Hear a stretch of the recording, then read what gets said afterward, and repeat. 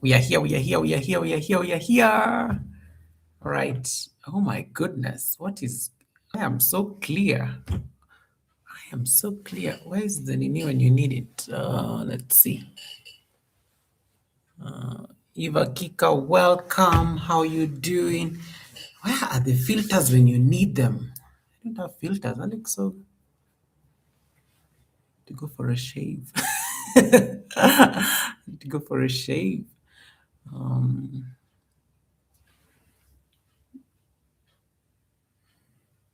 I have my glasses though. Let me see. Did I turn on the ads to this stream? I'm not so sure. Let's see. YouTube. Did I turn on the ads? Did I turn on the ads? It's really cold too.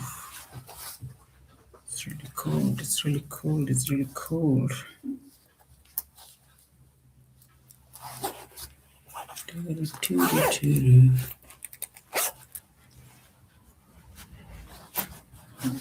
Yeah, see this.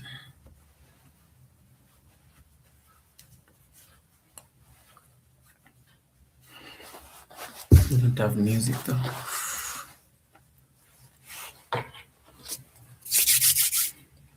Mouse. Where's my mouse? Where's my mouse?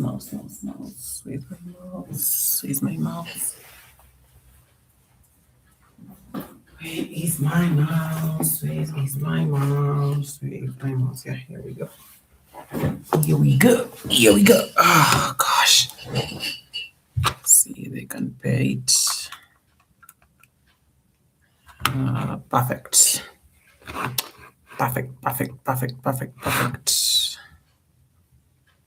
Let's see. Is the poll working? Right. And then we see this. I'm not so sure that I turned on the ads. I'm just like trying to like.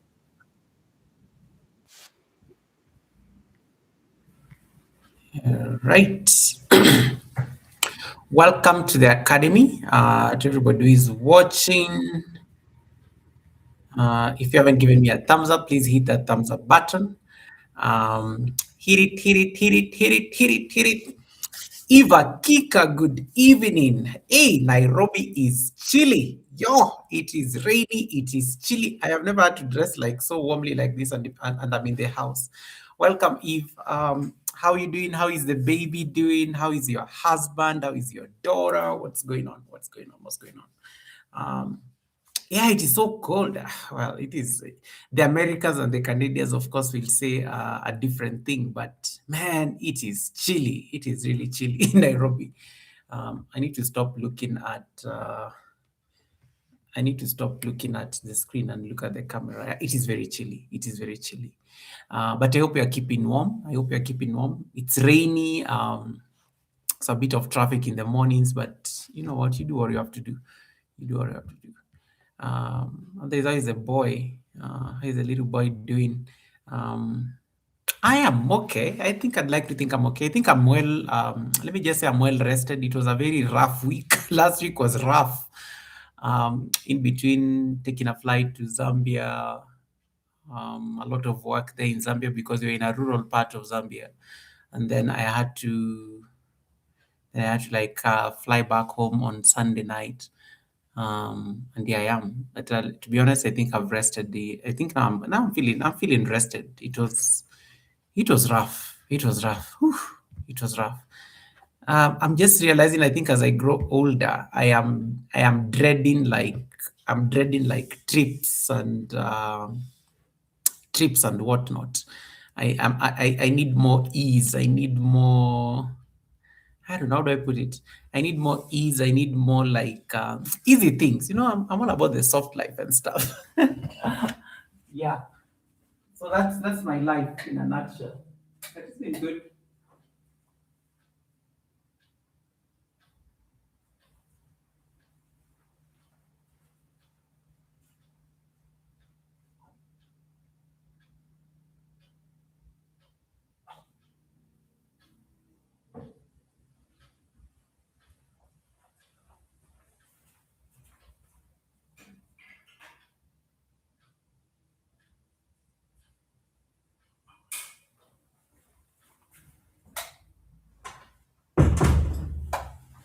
Yay. Yeah, it's been good. I'm not complaining.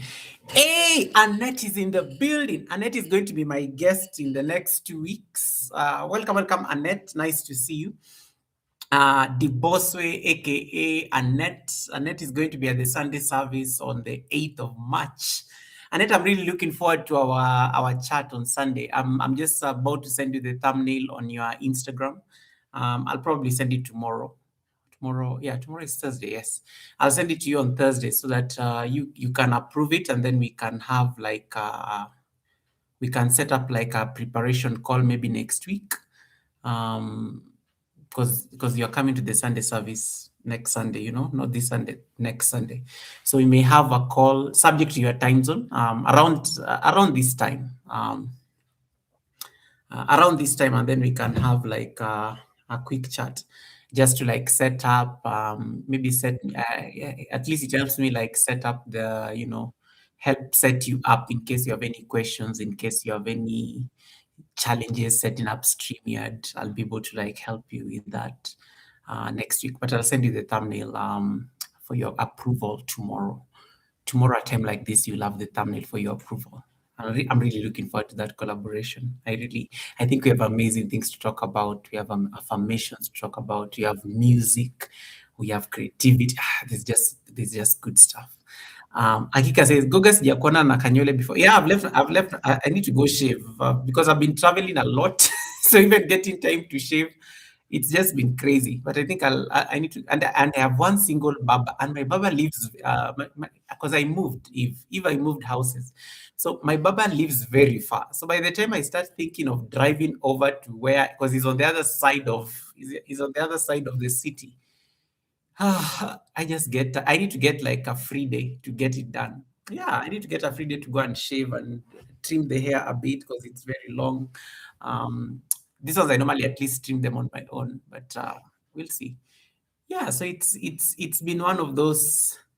Let me tell you, February has been rough. February, I think, has just been, I don't know, a lot of moving parts, but it's getting easy. And maybe Annette will help us frame this conversation. Um, Yes. I know, Annette. We have to make sure that reset and start again. I will have to make sure it happens. I will have to get a free day. I think I don't know, it's been rough because I think thank God February is coming to an end and we're getting into a new month. But I'll get time probably next week. Next week, yeah. Next week I'll get time and just drive over the other side of town.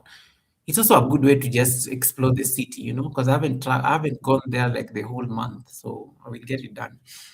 But Eva Kika says, Guga, don't shave, you look good. We will trim it. I like my hair looking in I like keeping my hair very short because it's a yogic thing, yeah. Like I don't like worrying about my hair in the morning because it helps me save time. I don't like spending so much time on my grooming. Um, it's the yogic way.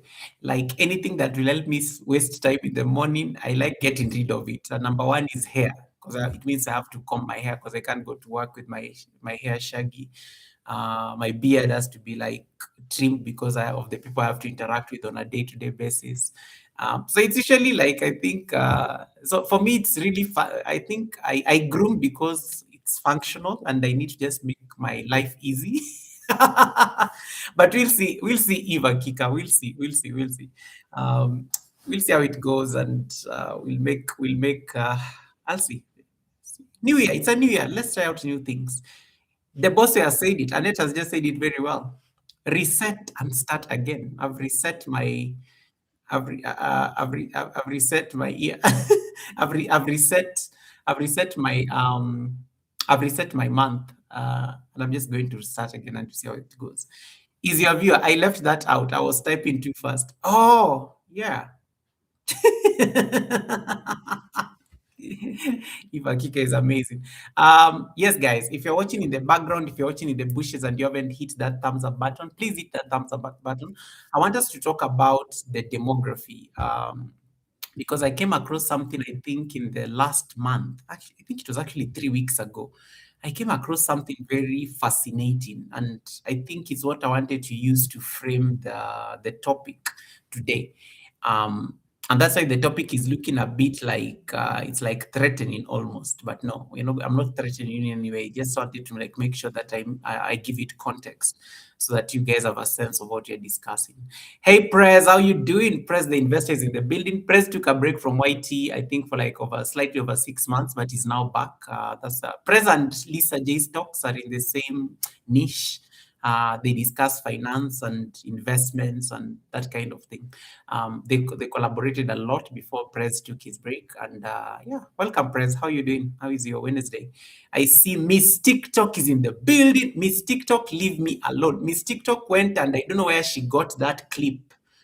Miss TikTok, leave me alone. I beg you, please leave me. It's too early. She went and took a clip of me on, I don't know where she found it because that clip could have only been accessed from BOK's birthday, sorry, anniversary and monetization party that took place 2 weeks ago. BOK has made that video private. It's not even like members only, it is private. I don't know where Miss TikTok got that clip. I had a lot of questions. She went and like let me say she went and massaged that clip. And let me just say that clip does not reflect what I did at BOK's party. This age of AI, people can put you in places where you did not even go. People can make you do things that you did not even do. Miss TikTok, I did not do any of those things. But it is so real, guys. I'm even scared of sharing it. It is so real because it looks like I did it. It looks like I was there. It looks like I was dancing. I did not dance at BOK's party. Miss TikTok has said I danced. She created a clip of me. I'm wearing the same outfit, the same suspenders. Guys, fear content creators on YouTube. Fear content creators on YouTube. That is not in any way a reflection of what I did at that party. So I can't wait to tell like BOK that somebody has access to that clip of her live stream and her anniversary party. Um, but Miss TikTok, great creativity, by the way. I like how people are getting very creative with these tools that YouTube is throwing our way. And I think yeah, that was very beautiful. I'm actually thinking of posting it as a short. I just mute it and then I post it as a short. Uh, I will not upload it. I want you to put it up. Miss TikTok, leave me alone. I'm not this. You cannot be testing me. You and Red Room, you need to stop giving me pressure. Red Room also went and like did a video of me and it's like, Goga, upload it, upload it. They're like literally instigating me to upload those videos. But they're so perfect. Like they're so perfect. They just need to mute them. Um, they're instigating me, like they don't want to post them. They're actually making me post them because it's actually me. It's actually looks like me. So but man, the creativity on these streets, you got mad respect for the creativity on the. But stop giving me pressure. Miss TikTok and Red Room, these are the trouble twins on YouTube. Stop giving me a lot. Stop giving me pressure on YouTube. I will post it when I want. But now you guys are too much. That is so insane. The only problem with these videos that you guys are sending me, I literally did not do those things. So even I don't believe those videos. But I don't know what they did with those videos. Guys, I don't know what they did with those videos. And they're like, Goga, post it, post it, post it, post it. They're busy like instigating me to like post those things.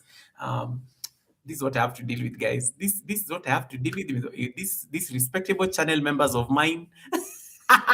Only talk about talk about trends and their fears. Look at Rezo. Rezo was just hiding in the bushes. That he just wanted to confirm me mentioning his name. Red Room, Red Room, and Miss TikTok.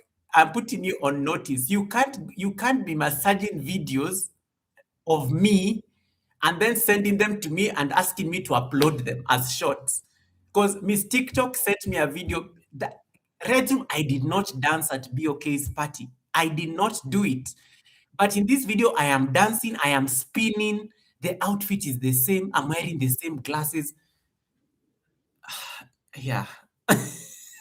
Just like I'm done. But I will post them. I will post them. Red Room went and manipulated last week when I could not make it to the academy. Red Room went and manipulated my the caricature, the cartoon version of me. You went and made it a video. It looks so real. And I was like, "Ah," I just like, I gave up. I gave up on these people. They're playing too much. They're playing too much. Helen Akoy is in the building. Welcome, welcome, Helen. Helen, nice to see you. Hey, Helen and swimming. Helen went to have an experience at the swimming pool. Helen, please keep your phone away from the water. You cannot be making content and you are swimming, and then you want to talk to the people as well, and also like do your feet like this. I don't know what you call that thing in swimming. Guys, I don't swim. I don't swim. First of all, I don't swim. I went to a school which was next to a lake, and we never used to have water in the school because the water was reliant on the windmill. So the wind had to pump water into the school, and so the closest I used to I came to swimming was like when you had to go to the lake. When you had to go to the lake to do like do our laundry and also like get water and that kind of a thing.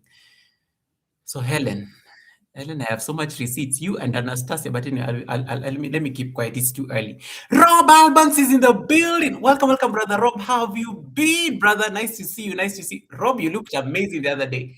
I was in the bushes briefly because I was traveling, so but I caught your live briefly. How you doing, Rob? Nice to see you. Welcome to I almost say the Sunday service. Welcome to the academy. How you doing? What's going on? How is the states? Are you guys safe? Because no, I think, but Rob, you're safe. You're safe. You're safe. You're safe. You're safe. You're safe. Guys in New York are the ones who are like, I think I saw that there was a curfew; they could not drive and whatnot. I hope you're safe in the states because the snow and whatnot, I think is doing the most. Red says I'm outside. Yeah, we know, we know, we know, we know, we know, we know. I will post it, Reds. I will post it. I will post it. I'm finally back home. It's been a crazy like 1.5 weeks of travel work. But now I'm back home. I'm more relaxed. I think I'm able to now catch up on a lot of things. Don't worry, I'll post it. Both that one and the one that Miss TikTok did because I need content. Mexico is another story. Yes, jeez. Yeah, yeah, Mexico is also one of those things. Bad files, welcome, welcome. Thank you so much for coming in. Rob says, Guga, yes, I'm safe. I pray it stays that way. And once again, guys, if you don't have the Bossway is going to be joining me for the Sunday service on the 8th of March. And this week at the Sunday service, you have no idea. We are going to be having Mrs. G, your favorite auntie, is going to be the Sunday service co-host this Sunday. We are going to discuss something that is going to be linked to the topic I'm discussing today. Because we all know Mrs. G does a lot of content that reflects on people are over 40 and are on YouTube. That's a whole different demography. And there's a way they approach content as compared to the young people like Reds. Okay. I'm just throwing like shade here. Because I saw Reds was another comment somewhere. Yeah, so the young people like Reds, young people like Helen, guys, I'm kind of old, so yeah, I can speak with a bit of authority. I'm turning 6 years on YouTube next month, where we're going to be having the masquerade party. So anyway, I digress. So Auntie will be coming to talk to us about like being a content creator over 40 and what are the dynamics of that age group as a content creator. And that is what inspired the topic I wanted to discuss today at the academy. This topic we were supposed to exploit last week, but I apologize because last week I was like traveling, so I could not really make it to the live stream. And that's the topic I want us to capture today. Dr. Alice Africa, welcome. Kisha, stay blessed, says, Google, I'm listening and doing housework. Kisha, I thought you have like staff. Kisha, I thought you live in a palace, you have staff. Why are you doing housework? Kisha, why are you doing housework? You are one of those people, your hands always look so soft. You don't look like you touch anything. You look like pampered and... Let me stop. Hey, Kisha, how are you doing? My sister, Kisha, my beautiful sister, Kisha is in the building. Surviving Men series is in the house. Welcome, SMS. Nice to see you, brother. How are you doing? Happy Wednesday. Happy Wednesday, SMS. Mr. President, I've never seen you with an iota of hair. How now?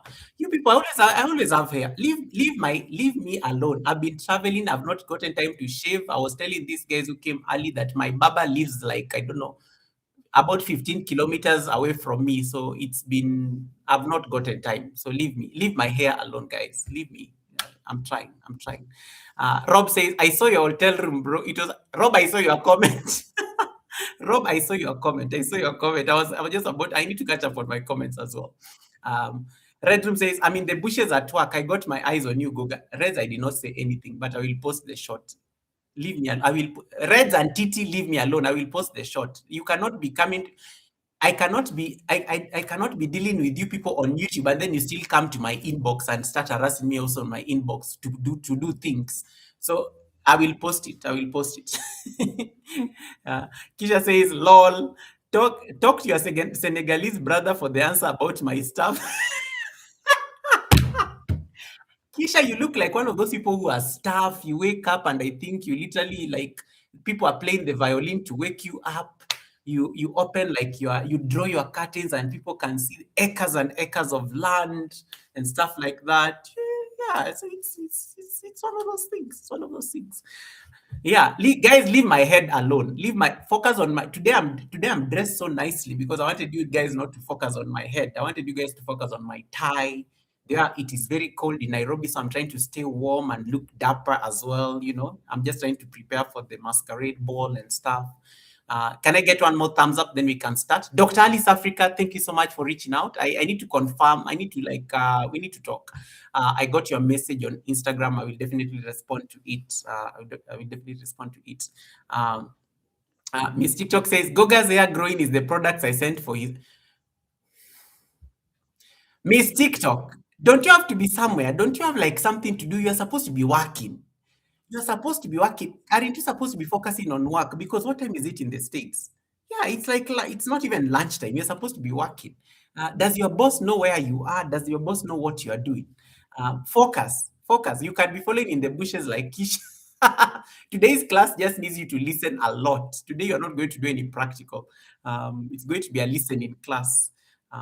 Yeah. Rob, thank you so much for the comment. I really appreciate it. What did I say? Marcus is in the building. Marcus James Bond is in the house. Marcus looked nice in us. Guys, you cannot be. Guys, I'm seeing the things you guys are doing on your shorts. Some of you have never seen you putting on suits. All of a sudden, you're wearing suits in your shorts. Marcus is one of them. Marcus, I never knew that you own a suit. Marcus, you have to tell me how you did that short because I don't believe it. I don't believe it. Marcus James Bond, no, that was a manipulated shot. You guys are manipulating things to look like what I've never seen Marcus wearing a suit in my life on YouTube. I've never seen. All of a sudden, Marcus looks like James Bond yesterday, and I'm like, you guys, you are manipulating. You guys are gaming the system. You're gaming the. It's like Rob wearing a suit. Rob Albanks wearing a suit. There are people I'm not. There are people I'm not saying that they don't. It's just that I've never seen them wearing those things on YouTube. So they look very odd. They look very odd. Marcus is one of them, and that's why he's laughing because I don't believe it. All of a sudden, he was wearing like a jumper like mine, and then he decides to remove the jumper and he's wearing a black and white James Bond suit thing going on there. And I'm like, huh, huh. Rob says, Goga, I have suits. Goga, I have suits, just not on white. And then Rob says, I like the title of your live, brother. Yes, I needed to this title is very controversial. I knew I was going to get a lot of flack on it, and even on the thumbnail. You are not my demography. And man, I'm going to give context. Let me start the class. It's 24 minutes in. Diesel, welcome. Cloud Diesel is in the building. Squirrel Sniper is in the building. Guys, Sniper is the one who gave me that hat on my name. Yeah, you know, see when Google is written, you put that nice hat between G and G. That one, that was by Squirrel Sniper. It is a true title though. Yes, it is a very true title because it's just that it's very abrasive in the way it comes out, but that is what I needed for the attention. I needed you to like pay attention to it because it's going to like annoy some of you. And I told you guys today's class is not personal. It's not a personal attack on any of you. First of all, I don't attack people. It's not really my business. It's just the reality. I'm going to like say certain things on this live stream. They may look like a personal attack to you, but they're not a personal attack. They're just some harsh truths that I've learned, I think, when I was curating this topic. And it's important you listen because it's going to help you frame some of the things that you normally do on YouTube so that at least you are more intentional even in terms of your content. So I'm not going to be mincing words. I'm going to be very direct. Like I'm going to be a very straight shooter when I say certain things on this live stream. Agri, welcome, welcome. Agri, nice to see you. Diesel, do you know we have a masquerade ball on the 29th of March? Just giving you an idea. Guys, we are having a masquerade ball on the 29th of day of March. I beg you, let me say that I can share my screen. I beg those of you who have who can get masquerade masks, the panel will be open for anybody. We are celebrating 6 years on this YouTube space. And we are going to be throwing a masquerade ball on the 29th day of March. You know, I have to market myself. I have to market these things very fast before we start the class when you guys are still listening and you're hungry for the lessons. Yes, so we are hosting a masquerade ball on the 29th day of March. Red Room is going to be the king of the ceremony or the prince of the ceremony, whatever he wants to call himself for that event. So yeah, you're all welcome for the masquerade ball that is taking place on the 29th day of March. The reason I'm giving you like a very advanced notice is because I want you guys to go and buy your masks because masquerade masks are not easy to come by. First of all, I'm importing mine. I had to import mine from China. Sorry, did I say China? I had to I had to import mine because I could not find the masquerade ball I wanted locally. So my masquerade mask is coming from China. I thought I would get one from Venice, but I don't know anybody who's coming back from Italy. Yeah, so that is the plan. That is the plan. So those of you will be coming to the masquerade ball. The dress code this time is just a mask. Of course, you know, a masquerade ball is an elegant event. You make sure you look elegant and stuff, but just make sure that you wear a mask that nobody can identify you until you reveal who you are. So that is the whole purpose of the masquerade ball. And then Diesel, you don't need to repeat China. My tongue just slipped. Diesel, it is not necessary. Why are you repeating China? Who asked you to repeat China? Who asked you to repeat China? Marciano is in the house. Welcome, welcome, Marciano. Nice to see you. How are you doing, brother? How is Canada? Very cold, I'm sure. Are you outside? Are you outside? Marciano, it's been a minute. I haven't seen like your life for a minute. How are you doing, Marciano? How are you doing, Marciano? Agrewald is saying hi to Eve. What was I saying before I saw Marciano? Marciano, welcome, bro. Anastasia, thank you so much for coming in. Goga, you are very smart. I'm listening with my customers. Oh my God. Anastasia, I know you are trying to compliment me so that I don't discuss your receipts. Anastasia, I know you are trying to compliment me so that I don't discuss your receipts, but if you cannot trade, I'm going to discuss your receipts when I finish the class. I know you are trying to compliment me and you're trying to massage my ego, telling me that I'm looking good so that I forget that there are some receipts I'm to share. You shall not manipulate me not to discuss your receipts. I will discuss them. I will discuss. Yeah, we'll discuss them. Oh my goodness. And then Squirrel says, Goga, my latest, oops, what did I click? Goga, my latest research in AI programming is being peer reviewed by the Alan Turing Institute. Wow. Squirrel, that is amazing. Please do share. I mean, do share the research with me. I mean, I can share with you my email or something. I would want to read. I love reading. But let them finish the peer review. But I'll be very happy. I love reading. Maybe because of my work, I love reading a lot. I'm an analyst by profession, so those of you may not know. So send it to me when it's ready. I'll be happy to read it. I'll be happy to read it. I like reading. I'm a researcher. I'm an analyst, so I like reading things because for me, I think it's always important to like expand those skills, especially analytical skills, by whatever you put, you read. Thrive and Glow with Joe. Welcome, welcome. Thrive and Glow with Joe is in the building. Hello, Goga. Hello, Joe. And thank you for the hug. I'm hugging you right back. I'm hugging you right back. I'm sending you hugs right back. Thank you so much, Joe. How you doing? How you doing? How is Wednesday? Joe, thank you Joe, let me tell you, Sunday I was half asleep when I came to the live stream. So Joe was really helping me. Goga, your banner is off. Goga, this is off. Joe, thank you so much. I was very slow because I was tired. I was tired, so I wasn't getting things.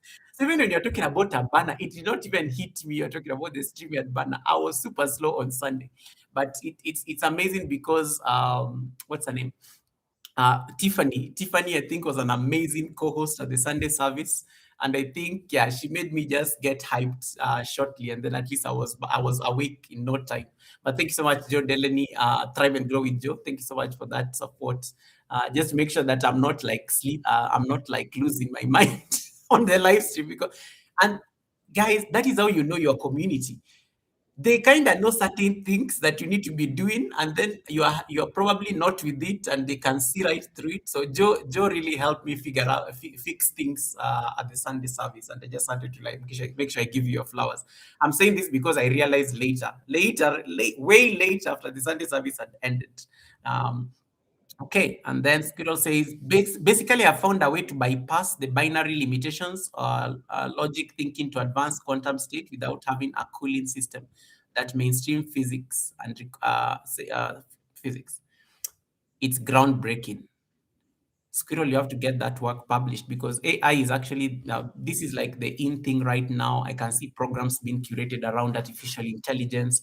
I can see a lot of this is the way the world is moving. There are a lot of like AI solutions that are being like they're being advanced by everybody, even companies.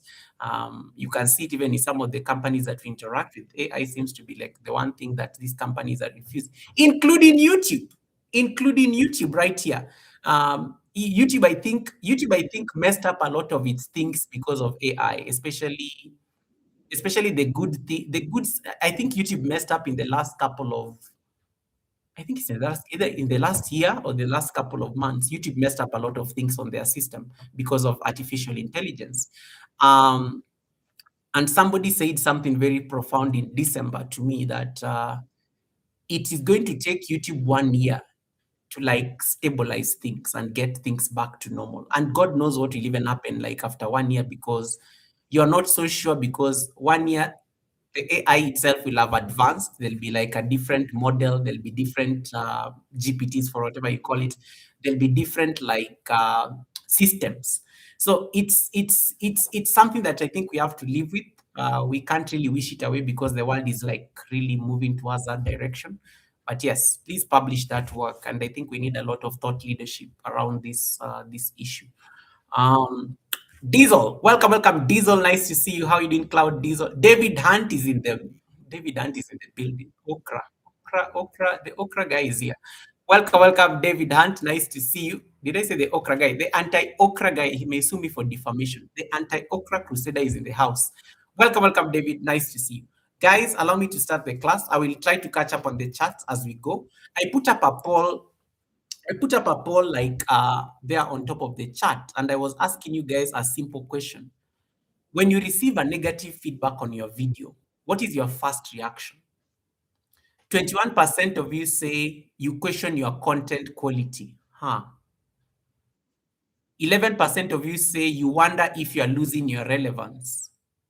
26% of you say you check if the person is your audience. I like how that is the number two, because most of us normally do that. You're coming for me? Let me check who you are. First of all, you're not even a content creator. How dare you tell me what to do? Of course, it's always good to check so that it can help you massage your ego. 42% of you say you don't take it personally.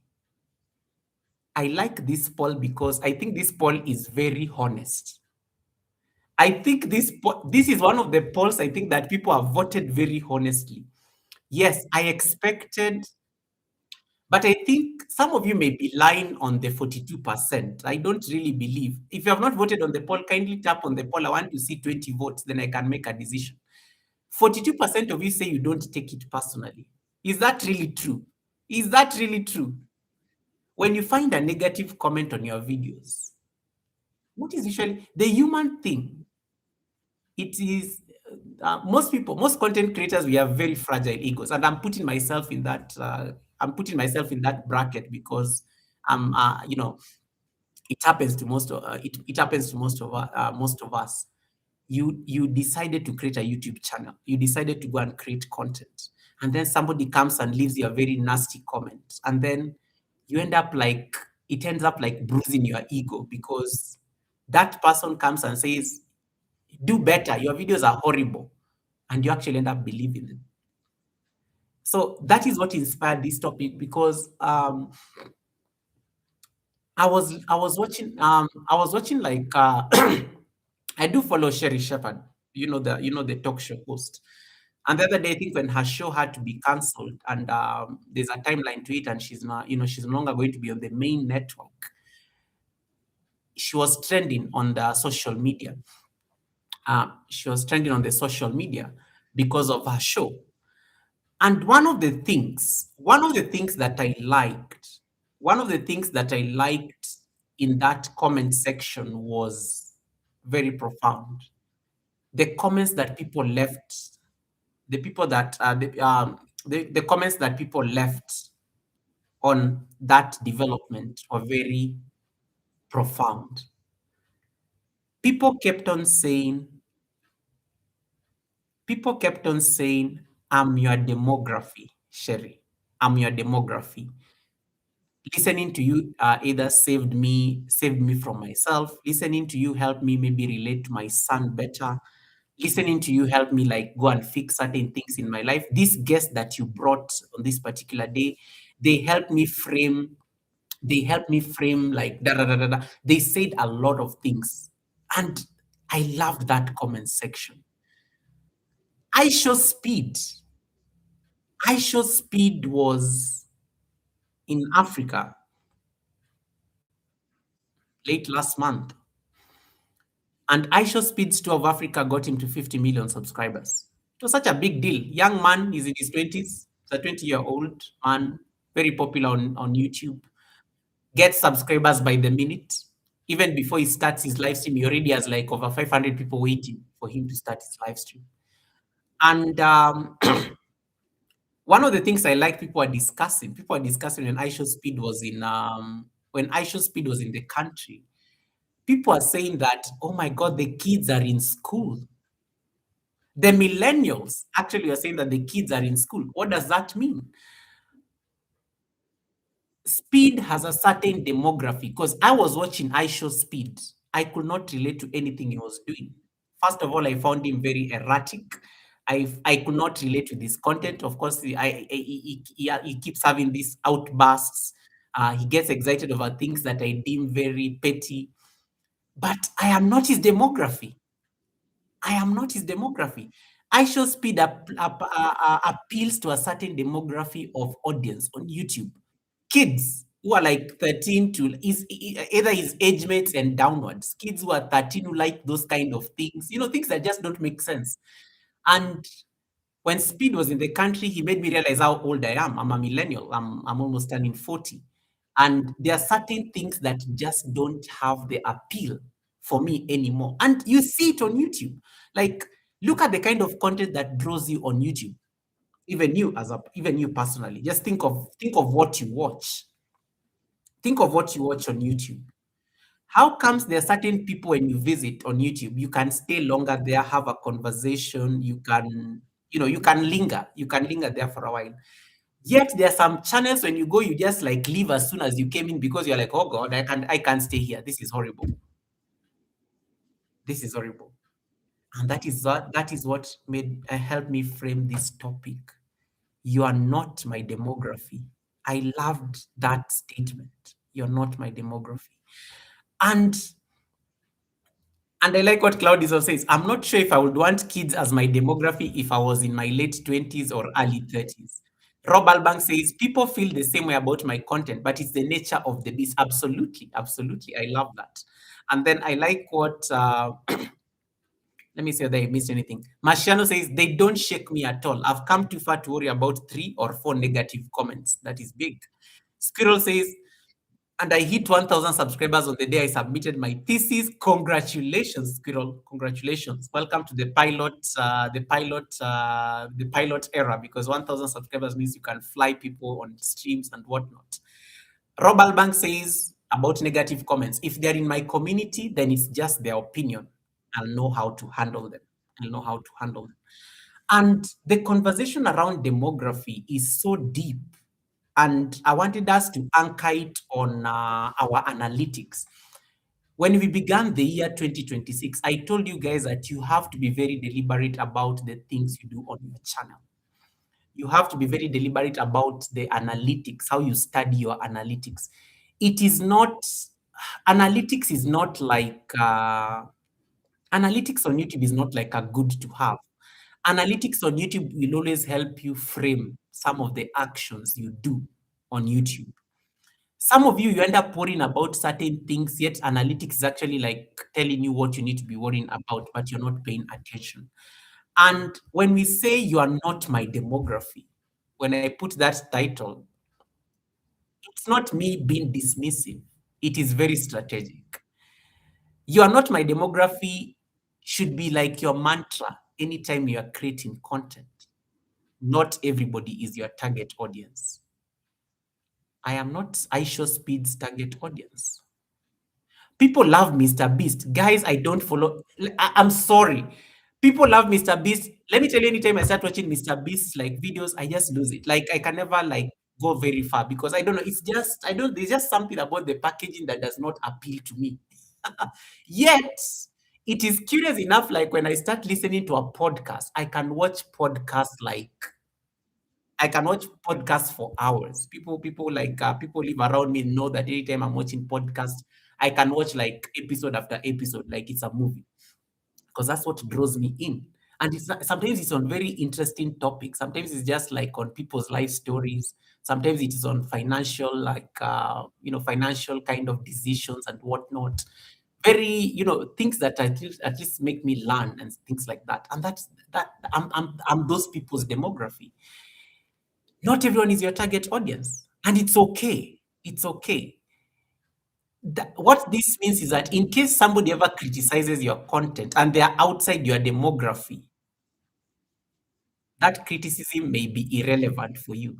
Let me tell you, if a 13-year-old comes and tells me you're boring, I really don't care. They're not my audience. Because I have a 40-year-old who is watching and listening to me and asking me questions. I will not be bothered about the 13-year-old. My content is not for kids. I don't make content for the 13 to 17-year-old demography. I don't. But there are some of you who actually make content for that age group. And it's okay, because then that becomes your demography. You are targeting kids in terms of your content, because kids content is very popular on YouTube. So if you're a 40-year-old and then a 13-year-old comes and they're like just like riling you on your chat, and then you get annoyed. Why are you getting pissed? It's a 13-year-old or a 10-year-old who's taken their parents' phone probably, and they're just typing something there. Yeah. So sometimes you will find that somebody may give you a critique on your video, or even on how you package your content. And let me say, if they are your demography, they are likely to give you a reasoned kind of a criticism, or maybe even a disagreement. Sometimes, yeah, not everybody agrees with everybody is entitled to their own opinion. But there's a way somebody can there's a way somebody can disagree with your content that even you'll actually like see their point of view, and you'll be like, I'm well guided. I respect your opinion. In my personal experience, you can actually engage. So when somebody comes and tells you on your lives, don't get annoyed. Some of you get so it hurts your soul. You feel, some of you are almost like on the verge of breaking down on your own live streams because a 10-year-old came and told you that you have a big nose, you're boring. That is really irrelevant. It should not even bother you. It is an irrelevant. Yes, it is a comment, it is a chat, it is engagement, but it is irrelevant. It is irrelevant because they are not your core audience. Damilola, welcome, Damilola. Nice to see you. Nice to see you. They are not your core audience. Now, if I was to continue, hey, Assad Danger Brand, welcome, Assad. Nice to see you. Thanks so much for coming in. And then Rob says, not just kids, but also some adults that are trolling you. 100%, 100%. Where was I? Now, so I said the reason it's important to think of your demography is that not everybody is your target audience. Criticism from people who are like your core audience may be irrelevant. Another thing is that analytics make sense when you look at it from the lens of your audience and how they have been classified. You are not creating on YouTube for everybody. You are creating for a very specific viewer on YouTube, and it's important for you to know who that person is. What is their age? What is their gender? Where are they from?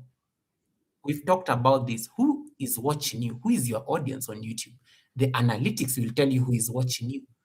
Maybe your analytics tells you, Goga, there is a group of 65 plus people who are watching your channel. These are seniors. There are certain attributes that you can attribute to seniors. Let's say young adults, like you, Goga, the people who are watching you are 25 to 34-year olds. That tells you something about your audience.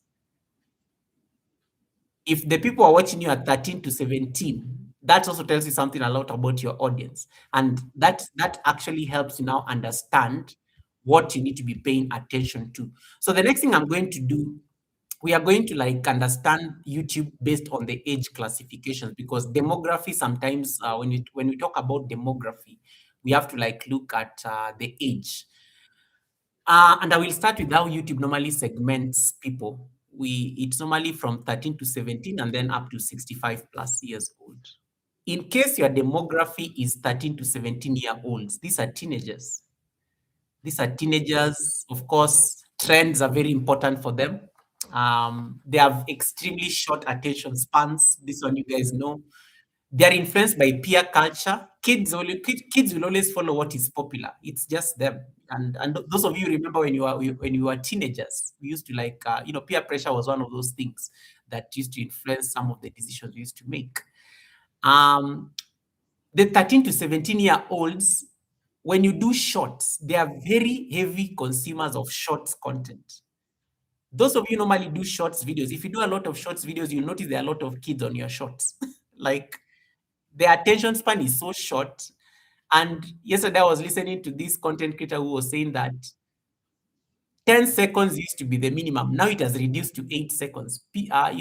In case like of content that is going almost viral on YouTube, the attention span that you have to get somebody's attention within 8 seconds. After that, you've lost them completely. They've scrolled into the next one. So these are 13 to 17-year-olds. So think of some of you have a 13 to 17-year-old in your house right now. Just look at that 13 to 17-year-old like that is in front of you right now. These are people, they take risks. And one of the jokes I normally even make when I'm doing yoga is that I miss the days when I was a kid, because I used to never worry about consequences, because we used to be like very high risk takers. Um, they are curious. 13 to 17-year-olds are very curious. And as you say, they have very short attention spans. So in terms of the kind of guidance you need as a content creator when you're looking at this demography, if you have a 13 to 17-year-old and you want to target this demography, the content has to be what? Short. Make it short, make it engaging, try to like get things that what is trending with these kids nowadays, that those kind of challenges and whatnot that matches that attention span. There is no way there is no way a 13 to 17-year-old is going to watch your 30-minute video. Good luck. Good luck. Good luck. Make it extremely short. Use relatable themes that appeal to that particular demography. You want to incorporate. You have to use a lot of color because they love graphics. They love graphics. You don't want to give very complex narratives. Like you cannot speak the way I'm speaking right now. I can't speak to a 13 to 17-year-old the way I'm speaking right now. It's a very complex narrative. I'm like a teacher. I'm saying very complex things. There's a way you can package whatever you're telling the 13 to 17-year-olds in a way that actually avoids these complex and winded narratives. The video has to be extremely fast-paced. That's why the kids are always watching Mr. Beast, because Mr. Beast is very good at doing that. Like scenes change like very fast, and that actually helps because remember they have a very short attention span. So if you can get them from one scene to another in the fastest way you can, that is how you're able to like lock their attention. And those paced videos are the things that actually appeal to them, and that is why iShow Speed appeals to that demography.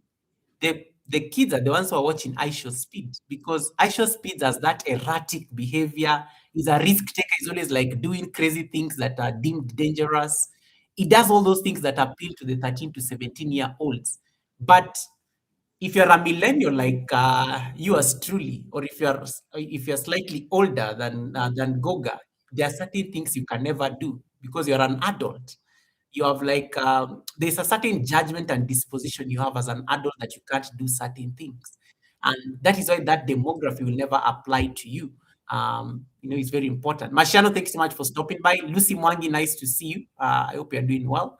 Um, and then Eva Kika says, I'm in luck. 1% of my audience is 13 to 17 years. Yes, because you are always cooking and giving complex narratives as you are cooking. There is no way. Eva Kika, think of your daughter. There is no way your daughter is going to watch your video. And I told you that is a very harsh truth. There is no way your daughter is going to watch your video if that is the demography I'm talking about. They can't just follow. They have a very short attention span. They need something exciting before they move on to the next one. So that is very important for you to like actually ensure that you understand, so that when you start seeing this kind of demography coming to your videos and there's a lot of interest, does it mean that I need to tweak my content to like appeal to this demography or this audience? I hope that makes sense. So that is for the 13 to 17-year-olds. The second classification. So make sure in case if this is not your audience, if the 13 to 17-year-olds are not your audience, when they call you boring, please don't get offended. Don't. It's just not for them. They are just not your audience. And ideally, you are boring to them because there's a certain pace of content they're looking for when they come and watch your videos. Gen Z, the young adults. Gen Z is the 18 to 24-year-olds. Most of you, I think, some of you may be having that second category of the age group on your channels. These are people who are like exploring. They're still trying to explore their identity. That they're in that phase where they're still trying to explore their identity. Who am I? They're very young adults. They've just turned 18. Most of them have just started driving. They've gotten their ID or the licenses. They are very socially conscious. This happens a lot when you're a young adult, the kind of company you keep and whatnot. They love transparency and that kind of a thing. They high engagement in the comment section. Those are the guys you normally see a lot on, and most of you see them if you're doing a vertical live stream. You see a lot of Gen Zs on your chat because they like that kind of high engagement. And this also like the demography that this is also I show speeds people. I show speeds people. Um, but again, you also have to remember that they're relatively young. Yes, they're young adults. They're still trying to figure things out. Um, what does this mean for your content? And remember, they're still maturing. They're still maturing. They're getting there. They're not yet there yet, but they're still maturing. So your content has to be something that is optimistic in a way that it's optimistic. Try to tailor your content in a way that is optimistic. Never sell doom to them. They will not stay. Remember, they're still discovering. They're in their identity discovery phase. If you have to like produce educational content for the Gen Zs, make sure it's also entertaining. You're educating but entertaining, edutainment, as some of you normally call it. And this content can be on career, it can be on relationships, trends as well, because they're still very young, so they value trends. It could be fashion, it could be pop culture, music, and whatnot. Medium length videos work for them. So medium length is like 5 to 10 minutes thereabout. You can get their attention for those kind of videos because remember they're discovering. It may even be less. And you want to leverage the things that appeal to them. Memes, they love memes and things like that. And that is literally what drives the kind of content that attracts them. So bring that high optimism, because these are people who are still developing and they're trying to discover things. And remember as well, they are also very socially conscious. So things that are very relatable to that demography, because if Eva Kika was a 20-year-old and there's a certain thing Eva Kika is doing and I'm a 20-year-old, we are likely to like enjoy the same thing. So your content has to be tailored in a way that appeals to this particular demography. I will come to my studio shortly so that you guys are able to see. The third group, again, these are people. It's important to say the Gen Zs themselves. As I said, there are people who love also that cultural awareness, aesthetics. Also, how you present it is very important, and they will reward you for authenticity. If the moment they realize that something feels inauthentic, they will totally disengage. And you only see them how fast they leave as soon as they come to your live and they realize that you're not their cup of tea. They will leave. The third category that YouTube normally uses to categorize demography is the 25 to 34-year-olds millennial core audience. Um, that is category C. What is a characteristic of the 25 to 35 the 25 to 34-year-olds? These are people who are career focused. And I always tell you guys, when you have 25 to 34-year-olds watching you, these are guys who are very new in their career. Number one, they have income coming in. You want to balance ambition and lifestyle. They are not there yet, but they have some element of stability because they have some income coming in. So they're aspiring towards a certain lifestyle. So they are not there yet again, so they are very ambitious, but of course they are at an age where, of course, now based on their resources, they have to also like make sure that they balance this. They can tolerate long form, by the way. 25 to 34-year-olds can tolerate long form content for a bit because they are also learning, and they also like they always say after 25, of course, now your brain has matured, it's in its full power, so they're likely to follow you. You're likely to have their attention for a while, and that's why your video may do very well, even in terms of like how long they can stay on the video. These people, the 25 to 34-year-olds, also have a strong purchasing power. They have money. They just got jobs. Most of them are working. Most of them are probably in their like if not the first or the second job. So they have like income coming in. Strong purchasing power. What does it mean? If you're a monetized channel and you impress them, they're likely to get into their pocket and swipe their card for you. And that is like something that you have to take advantage of. If you know you are a content creator and you are money driven, if you're a content creator listening to me and you just like money, you want super chats, you want memberships, let me forget about everything else. You just want to make money and your threshold. Never worry about the 13 to 17-year-olds. Those are kids. They don't even have access to money. The 18 to 24-year-olds also don't have purchasing power. Most of them are just in college and stuff like that. So they're not independent. The people that you want to like target in case you are money driven on YouTube, start with, in case you have 25 to 34-year-olds watching you, take advantage. If the number is high, take advantage of that demography. They have a purchasing power. You can come and say, guys, please give me support. I'm trying to like buy a camera. Da, da, da. So long as you can so long as they're like, so long as you can sell your message to them, they'll support you. They do have money coming in because they have the income. So make sure, in case this is like a very, in case this is like a part of your demography as a content creator, then you want to keep them into the fold. Don't get rid of them. Keep them into the fold because purchasing power means it can be transformed into revenue if you're a monetized channel. And that is what you're looking for because threshold is not going to make itself. Threshold needs like the purchasing power. People are willing to join the memberships. People are willing to support you by giving the super stickers, super thanks, gifts and whatnot. That makes a lot of sense for this demography. So take advantage of that in case that is what drives your channel. What will they expect in your content? Make sure your content offers practical value for them. Make sure it's educational in a sense. Like make sure there's depth of education when you're doing this kind of content. They love things like productivity, wellness, finance, relationships. Find them there. They will follow. They like that kind of a content, and even gossip occasionally.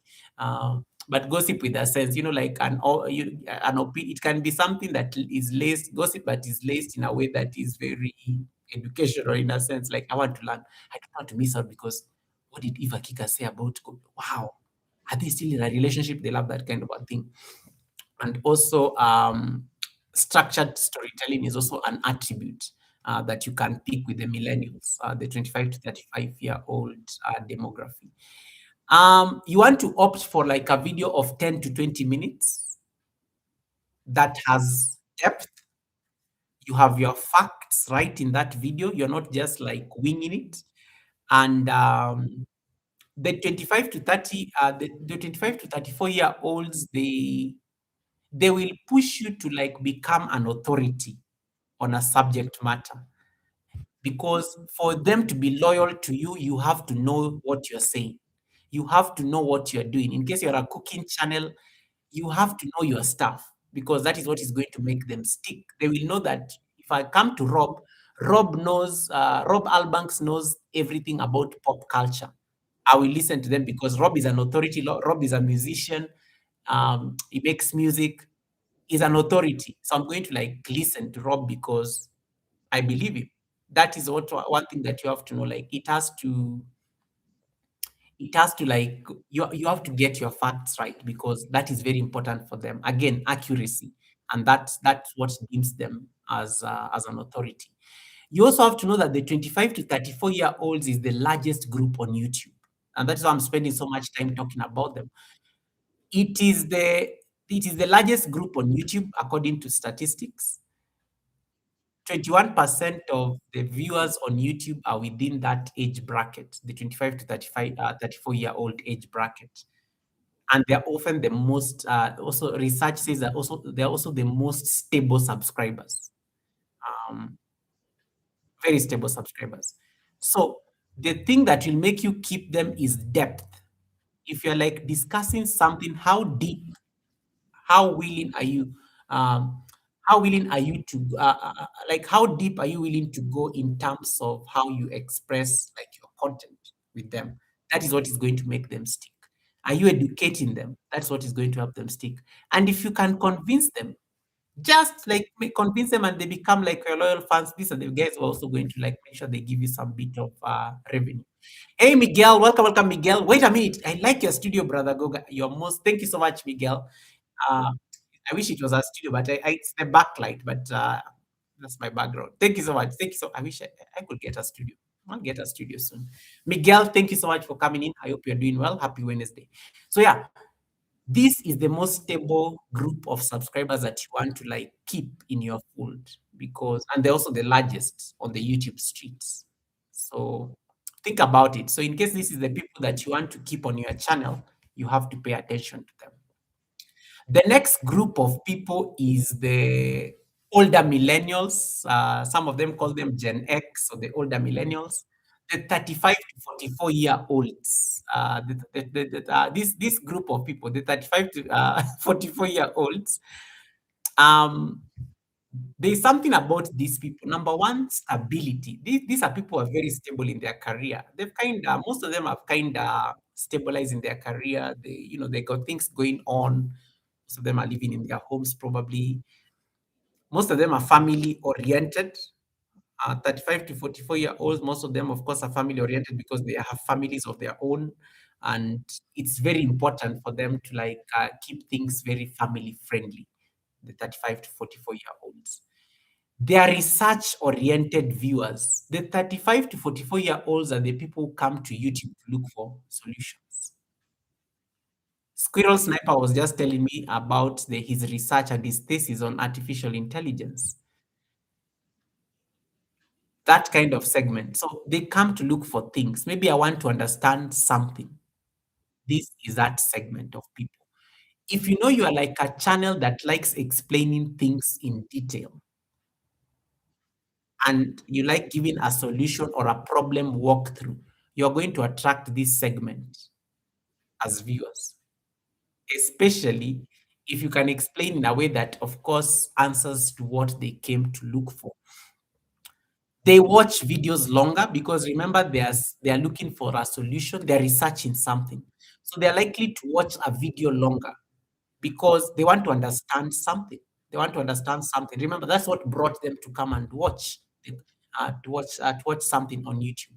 So the 35 to 44-year-old who is your audience is likely to stay on a video until the end, until they figure out that they've gotten a solution.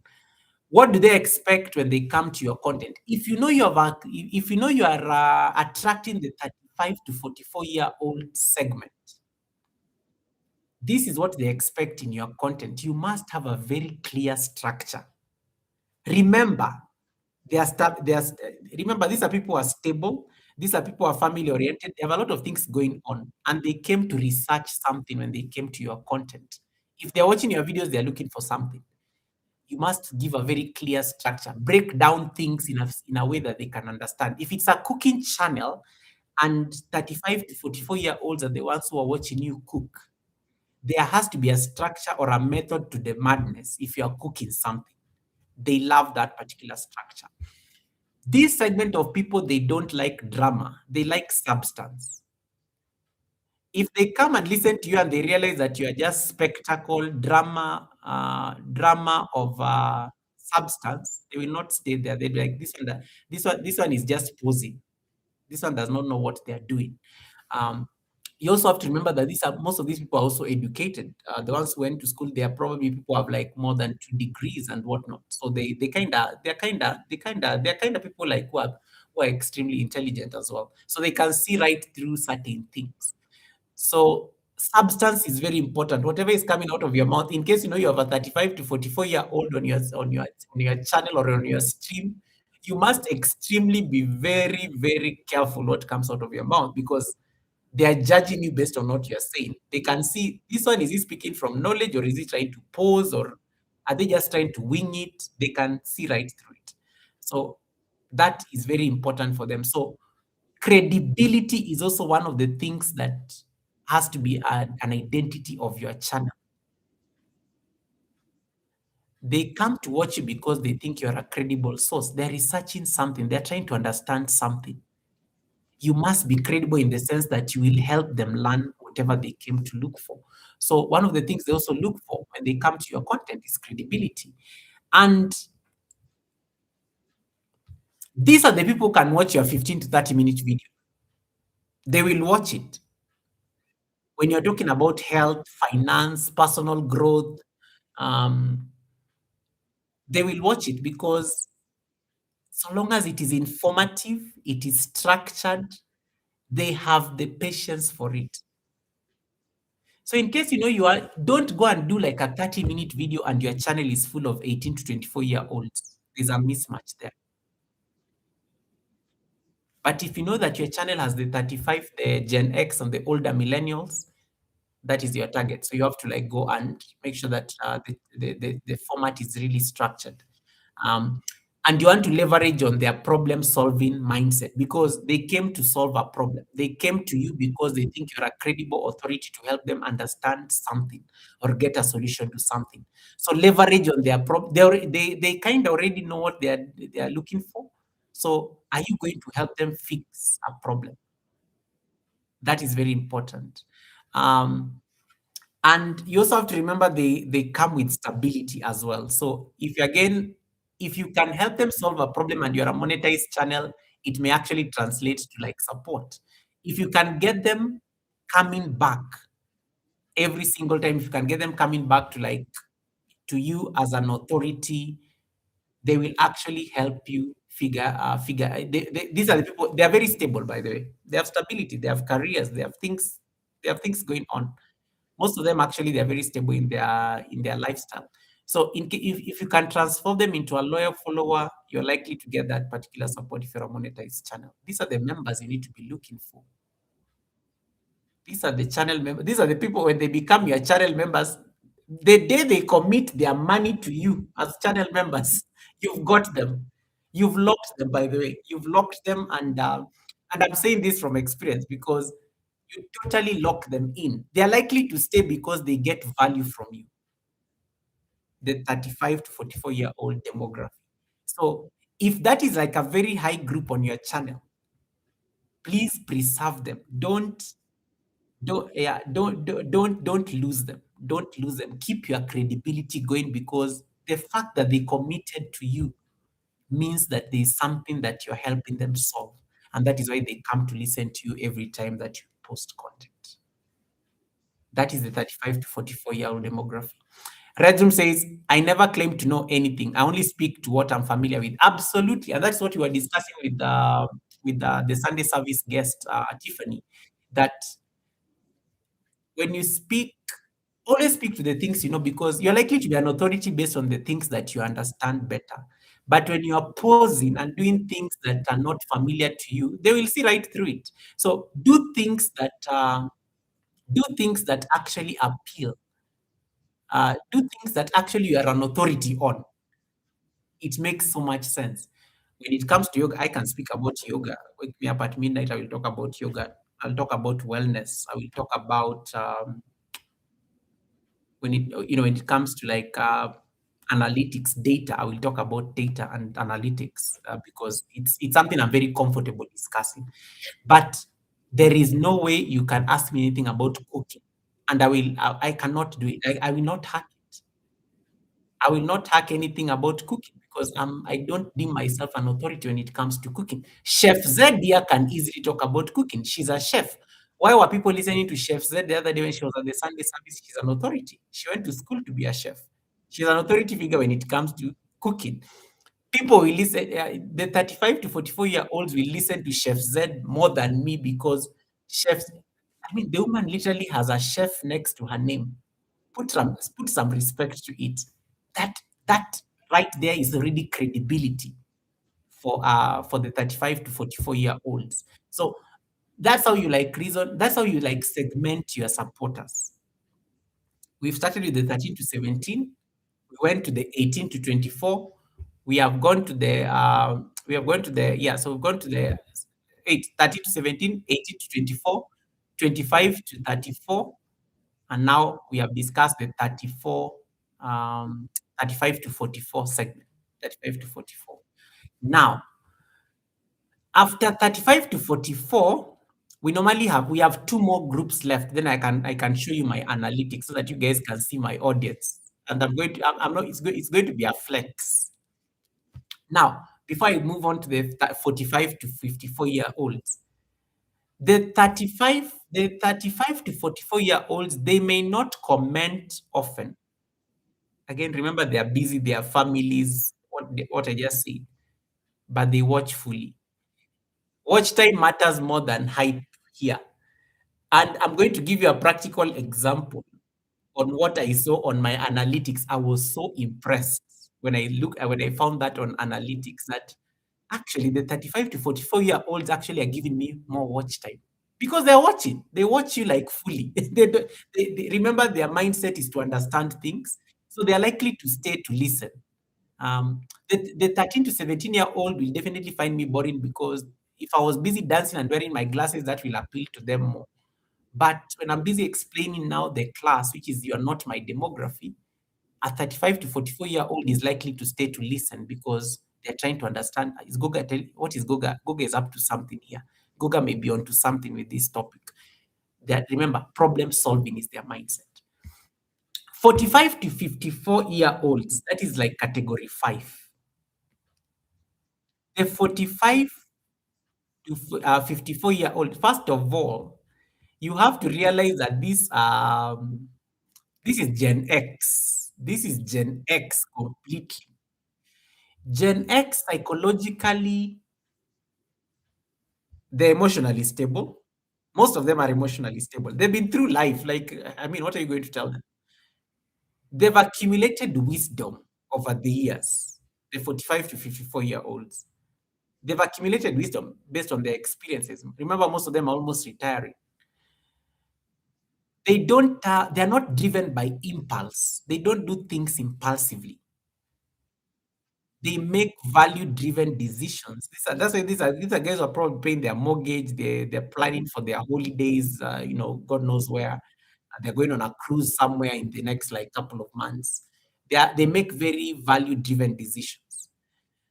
They're potentially, this may be bad, but they're potentially also navigating midlife crisis. To those of you to those of them who end up facing this midlife crisis. But also these are people who like respect people's perspectives. They've accumulated experience and wisdom over the years, so they're likely not to be. And this is something you can prove. The 45 to 54-year olds are likely not to start having a whole blown out argument with you. It's just not like it's not just worth their time and effort. So that is one thing. So when you start thinking of these age groups, I want you to think of their psychological attributes. There's a certain place where they are mentally and in life, and that is what you want to appeal to as a content creator. Because if you're a content creator, if you're a content creator and the bulk of the people watch you are 45 to 54-year olds, ladies and gentlemen, you are commanding respect from these may be presidents, these may be kings who are watching you. These are people who are very stable. And some of them are extremely wealthy, of course, because they're almost retiring. Like, what are you going to tell them about life? They've kind of done it all.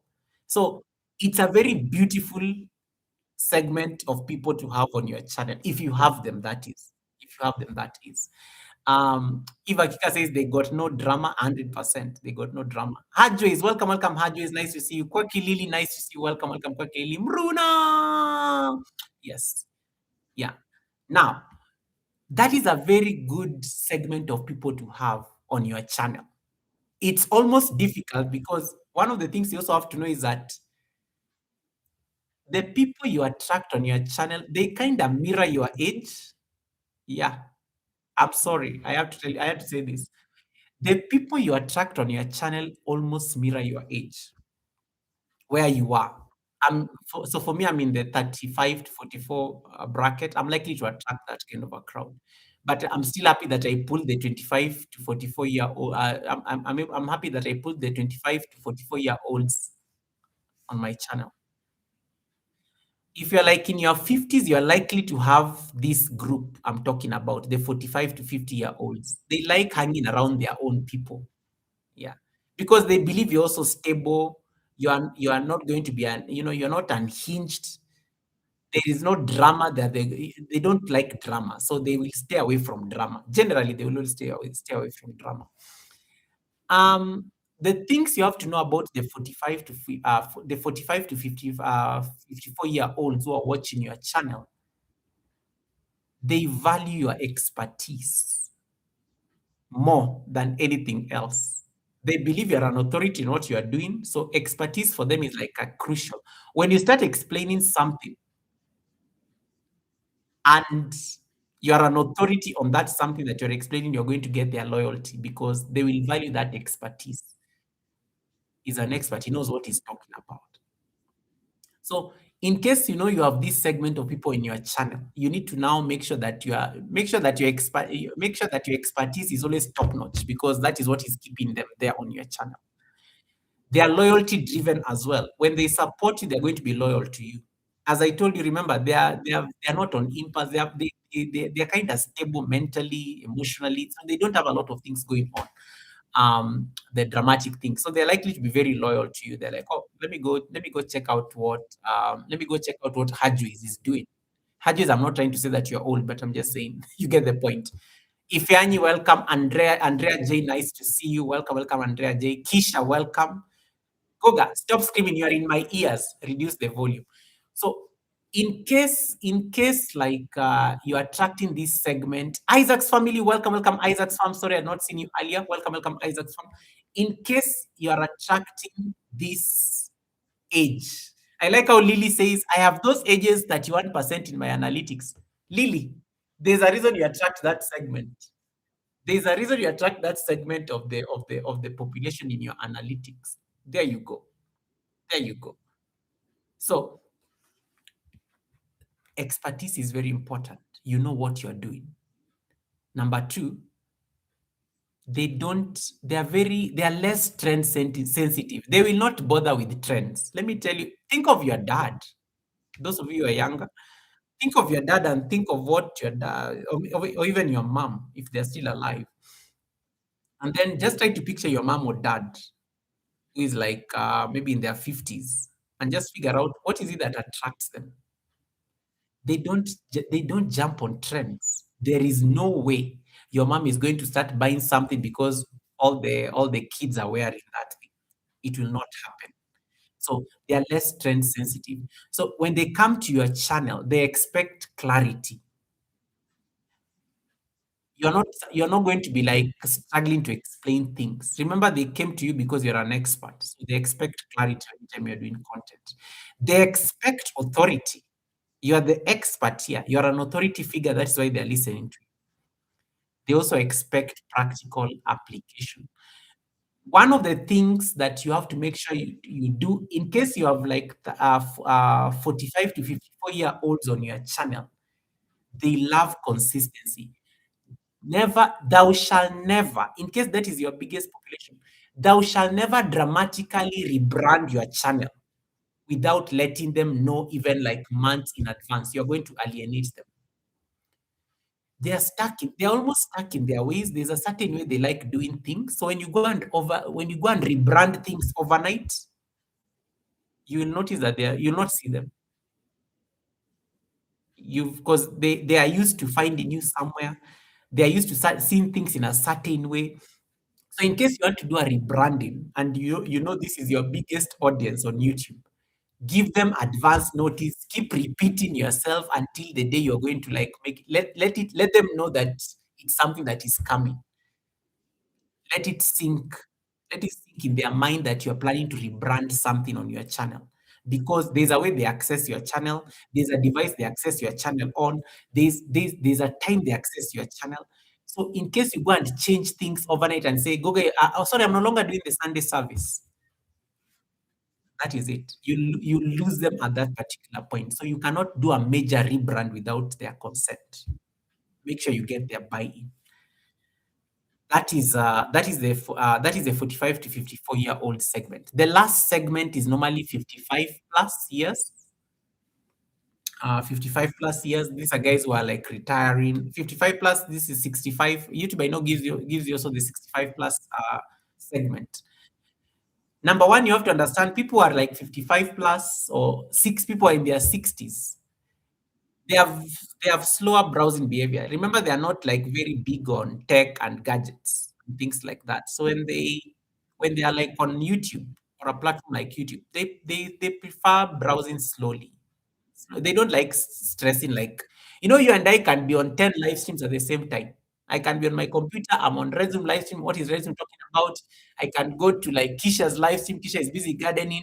I can jump from Kisha's live stream. I go to Kwaki Lily dancing on her live stream. I'm chatting with Kwaki Lily. When I leave Kwaki Lily's live stream, I can go to Chef Z. Chef Z is cooking some fufu. I can move from Chef Z to Trapokolo, who is playing drums.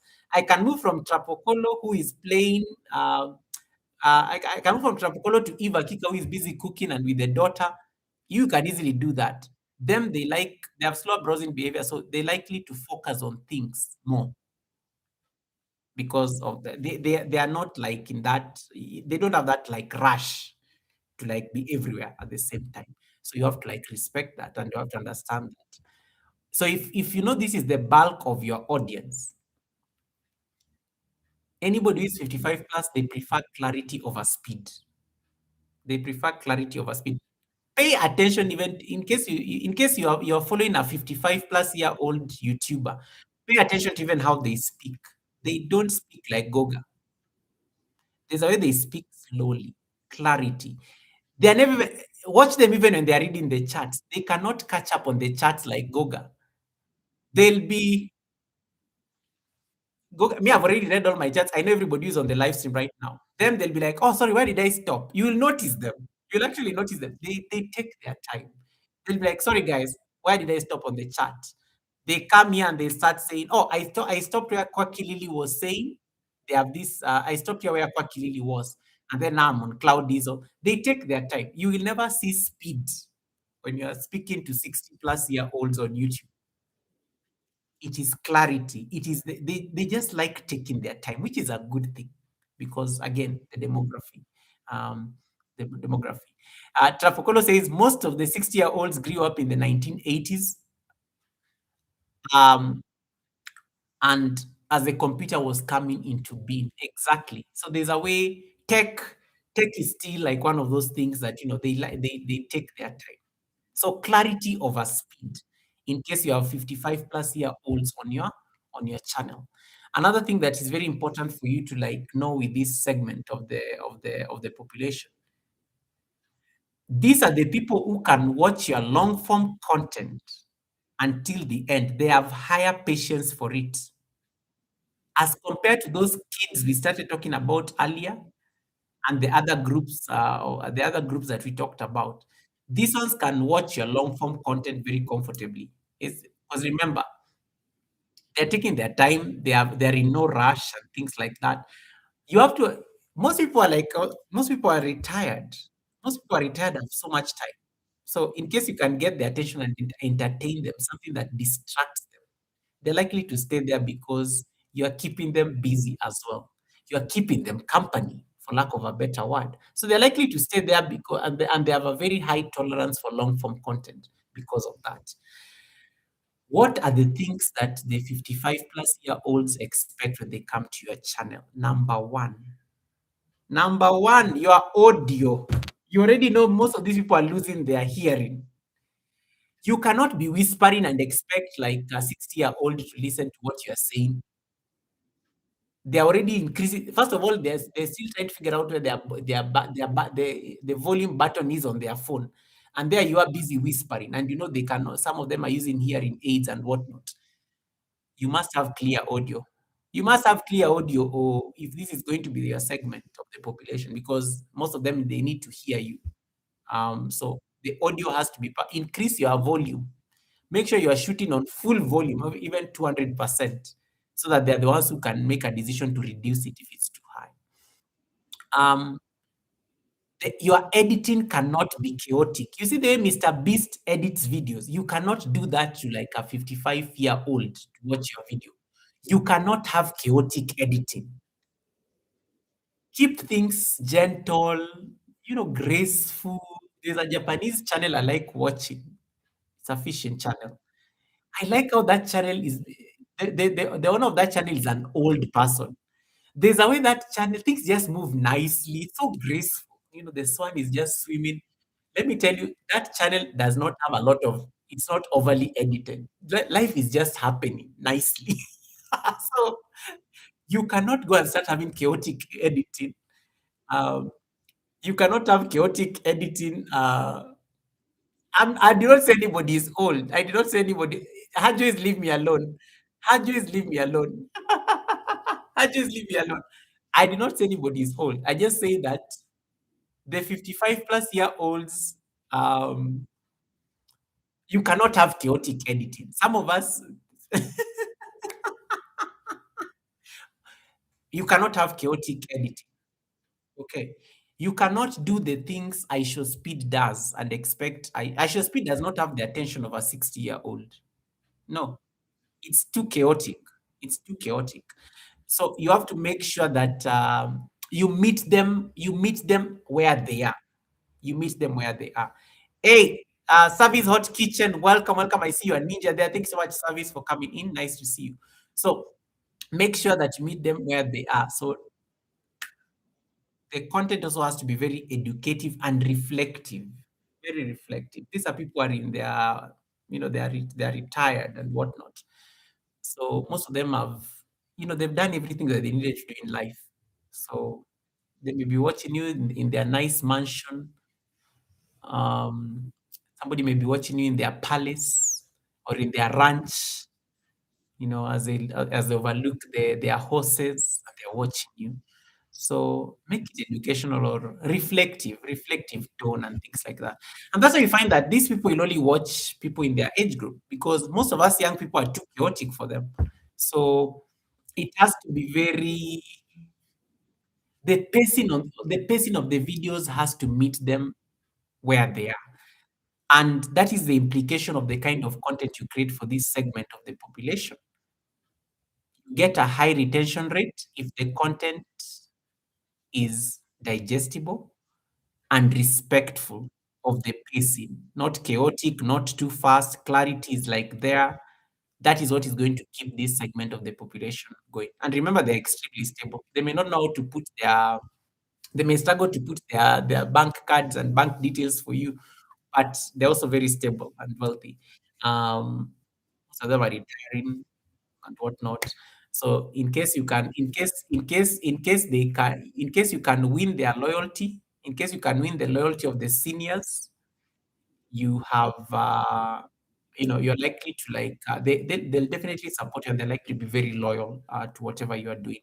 So as I said, your content to them, of course, should focus on things, education, health, because health is a very big thing as we grow older, and nostalgia. They like those things of, oh, the yesteryears. This reminds me of when I was in my 30s. You have to create that kind of content, yeah. But now you see that comes from experience, guys. I'm not 50, so I'm not likely to make nostalgic content that will appeal to the 60-year-olds who come to watch me. But they have a whole. In case you want to appeal to that, you have to bring in that nostalgic feel of life, that reflective tone of life. Um, yeah, and that is literally how you end up locking their attention. And that is literally, guys, the demography conversation. So we are going to like, why is it important for you to focus on this thing about demography on your analytics? Um, Number one, it filters criticism. If you are targeting the 30-year-olds to 45-year-olds, and then a 16-year-old comes and tells you that your video is too slow, you're not supposed to act on that feedback, because the 16-year-old expects fast-paced content, but the 30 to 45-year-old, they like structure. So when a kid is coming to tell you that you are too slow, that is not supposed to make you stop making your content. That is not supposed to like make you start making your content fast, because yet your target audience is the 30 to 45-year-olds. So not all feedback is actionable. So paying attention to your analytics helps you filter the criticism of yourself as a creator. Number two, it helps you interpret analytics properly. There's a way you may do your thumbnail and it does not resonate with your demography. And as I said, educational, slow-paced, reflective tone, all these kind of things that target different people. Very as aesthetics is the 18 to 24-year-olds. You have a thumbnail for all occasions. There are people who may not even be moved with your thumbnail. First of all, they are struggling to see them because they need to get their spectacles. So sometimes you find that your thumbnail does not resonate with your demography. It does not mean that the content is bad. It's just that they saw the thumbnail and it did not like spark joy for them to come and click on that video. And it's okay, because your demography will click on the thumbnail because they're like, yep, I want to see this. What are the receipts inside here? Because there's a way you attract your audience based on like the poster you put up for them to click. Um, Demography conversation also clarifies your brand. Different age groups have different humor. There's something that I may say that may be funny, and let me call people's names on the chat to confirm that they are weak. Hey, PMC, welcome, brother. Proud Mixed is in the house. PMC, welcome. PMC, the other day I wanted to raid you. Then I remembered. Then I remembered the warning. Welcome, brother. PMC, nice to see you. There's something I may say that PMC may think is funny, but let me not use somebody else. Somebody here will come for me. Um, PMC may think I've said something that is very funny, but okay, mentioning people's name is normally very tricky because they may get sensitive. But Redzum does not necessarily think it's funny. Something like that, okay? Something like that. I don't want to use Ifeanyi. Ifeanyi is coming for me hard on the chat. Ifeanyi, I did not call anybody old. I did not call anybody old. Let me just say seasoned, as Cloud Diesel said. Cloud Diesel may Cloud Diesel and I may laugh at the same thing, but Kisha may not necessarily find it funny. So different age groups on YouTube have a certain level of humor. There's something that I may say, there's something that I may say that you may think it's very profound, but if Yanni may hear the same thing and say, Goge is such a kid, like it's just the age dynamics, the age group and the demographic, and it's okay. Don't like beat yourself so hard. We have different age groups who consume our content, and they're likely to judge you from the lens of their where they are in life, and it's perfectly fine. So you cannot like go and start. I'm a certain age. Rhythm is a certain age. Um, don't start beating yourself and start like appealing strongly. Like you want to do, you want to like you're struggling so hard to say something that appeals to a 65-year-old. Yet they are not your core audience. You're not being yourself. You're not being authentic. So people interpret things based on their different, based on based on their where they are, not in terms of like not just their age, but also even the gender lens. There is something that I may say may resonate with the ladies. The men will just look at me and be like shaking their head because they don't get it. It's the ladies will get it, but the men will not get it. Demography also means like the gender, the conversation around genders will get it. So don't beat yourself. Don't beat yourself so hard. Don't beat yourself so hard when it comes to these things. PMC says, I just turned 37 in February, bro. Wow, PMC, happy 37th, happy belated 37th birthday. Um, it's still February though. Happy 37th belated birthday. Guys, please take a moment and help me wish my brother PMC a happy birthday on the chat. Uh, just send him some nice wishes there. Just, it's always nice to acknowledge everybody's birthday. And thank you so much, PMC, for the 18 months of trust. I don't take it for granted for the Tribe Google support. Thank you so much. Ifeanyi says, I have the honor of having a 96-year-old as a subscriber in Facebook. Wow, that's amazing. Amazing. Speaks Russian, English, and German, plays different instruments. Wow, Ifeanyi, you're doing very well. You have a 96-year-old. Wow, that's a gem. That's a gem. That's a gem. Um, Ifeanyi says, please say 75. Talk about the 75. I said 65 plus because the 65 going into 75, they have, the attributes are almost the same from a psychological standpoint. From a psychological standpoint. Yeah, thank you so much, guys, for the love for PMC. Happy birthday, many happy returns. Um, yeah, where was I? Where was I? People are so sensitive over age. My brother Goga missment. Yeah. Hey, East African workout girl, I've missed you as well. Welcome, welcome. How you doing? How is your husband? I've not seen you this year. How you doing? How you doing? How you doing? Andrea says, today is my third son's 21st birthday. Wow, Andrea, happy birthday to your son as well. Wow, that is amazing. So many nice birthdays taking place in February. Yeah. Diesel says you are at demography. Diesel really. Can you continue cooking your chicken? Is it chicken enchilada or something? What did you call it? Chicken enchilada. Happy birthday to your son as well, Andrea. Thank you so much for that. Thank you so much for that. Many happy returns. Many happy returns. PMC turned 37. PMC is officially my age mate. We are twinning. We are twinning on the age thing. We are twinning on the age thing. Yeah. So I was saying that different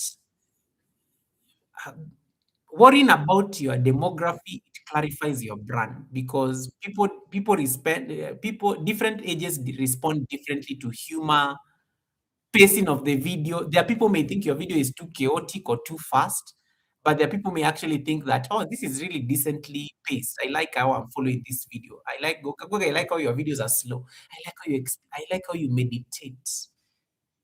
The people who love my meditation videos are older because I am not screaming or speaking very fast, like ten words per second. I am speaking slowly. Thank you so much, everyone, for coming to the live stream. I really appreciate your presence. There's somebody who actually will resonate with that if I speak at that particular pace. But for me, I find it extremely slow because I can't keep up with the chat and whatnot. Vocabulary. Some people respond differently to vocabulary. Some people actually will love your diction because they can say, wow, this one is really well read. They are using vocabulary. It's very difficult words or complex words that shows people who has like read a lot of books. So the people will actually just like judge you based on the vocabulary you use. And some people will judge you based on the authority you have on the live stream. There are people who just appreciate the fact that you cannot be bullied on a live stream. Do you know that people just love drama, and there are people like they just love bringing drama to you right at your doorstep. And if you cave and fall for it, there are people always watching to see how you're going to cave to the drama. But there are people who will be like, they'll appreciate how you have authority even over the drama. Even if somebody tries to come at you, you will not even tolerate it. There are people who will be paying attention to how you like handle even a crisis or even like an incident on your chat. That will speak volumes to your leadership. There are people who like are drawn to leadership or things like that. So different people like different age groups is going paying attention to different age groups is going to clarify your brand, and there are people who will respect your brand based on how you handle these different experiences. Another thing is that it's important to like pay attention to the demography is that it stabilizes your identity. Who am I as Goga? When you are so convicted in your identity as a content creator, you shall never chase trends that don't serve you. There are certain things I can never do on YouTube. Come rain or sunshine, whether they are going to make me go viral, I will not do them because it is not my identity. I will not do certain content. Some people have told me to do certain things on YouTube. I've refused because it's not my identity, and I'm sticking to it, and I'm going to stand on that hill. I'm not going to do it because it's just not my identity. But there are people, they'll be like, oh wow, this is what is good. Let's do it. Let's do it. They'll not even like think about it twice. So your demography will also help you stabilize your identity as a creator. There's a certain image that you want to have as a creator, and that is the image that your audience is drawn towards. So paying attention to this demography helps you clarify your identity as a creator. What when people like speak to you as Goga, what should they expect? Goga is an instructor, Goga is a teacher, Goga is a thought leader. Goga, there are things that there are subtle messages you always want to send as a creator, and it's important for you to like make sure your identity is known, such that when somebody brings something that does not align with your identity as a creator, it will be very easy for you to know that this is not me. I am not going to do it. And you can be very strong in that conviction that you will not do it. Otherwise, you'll end up just when any wind comes, you'll end up just moving in whatever direction that is thrown your way. So it's very important to also just make sure your identity is very like pronounced when it comes to content creation. Right, let me say that I can catch up on the chats. Hadjois, welcome back. I did not say you are old Hadjois. And guys, take a moment. PMC celebrated his 37th on the 7th. And Andrea J's son is just third born is turning 21 today. So yeah, those are the beautiful messages that we just sending in there. PMC says, being true to yourself, regardless of what demographic viewers is what is important, so that we can connect with them on a proper level, whether they like the content we produce or not. We cannot gravitate 100% towards everyone. We cannot gravitate towards everyone. That is true. That is very true, and that's what we've been like saying here, PMC. Um, so that's why it's important to do this. And then number 4, we are going to now go do the practicals, and then I will come to the conclusion at the end. So I'm going to like share my screen. Let me see whether I can share my studio. Remember, I told you guys that you can share your studio on YouTube nowadays when you go live direct. So I'm going to share my studio. Let me see that I can pull it up. Can you guys see anything on the screen? I'm sharing I'm studio on YouTube. So you just go to analytics on your channel and then click on audience. You click on audience and then you can analyze as at the last, let's say the last 28 days, maybe the last 1 month. You guys can see my screen? Okay, cool. Just give me a thumbs up if you can see the screen. I am down here at the bottom. The screen is up there. So when you look at my screen, there are certain things that are immediately very clear on the analytics. In the last 28 days, my channel attracted the following. In the last 28 days, you can see 13 to 17%. I have 0% of viewers within that age group. 18 to 24 years, I have only 3%. Only 3% of the people who came to who watch my channel are within the age group of 18 to 24. My biggest viewers are within the 25 to 34-year bracket. Remember, we talked about the characteristics of this bracket. And the 35 to 44-year-old bracket form my 25%. And then I have the 21% who are 45 to 54 years. The older my viewers get, the fewer I have as subscribers. I only appeal to 4.1% of the 55 to 64-year segment, and I got 5% of my viewers who are above 65 years old.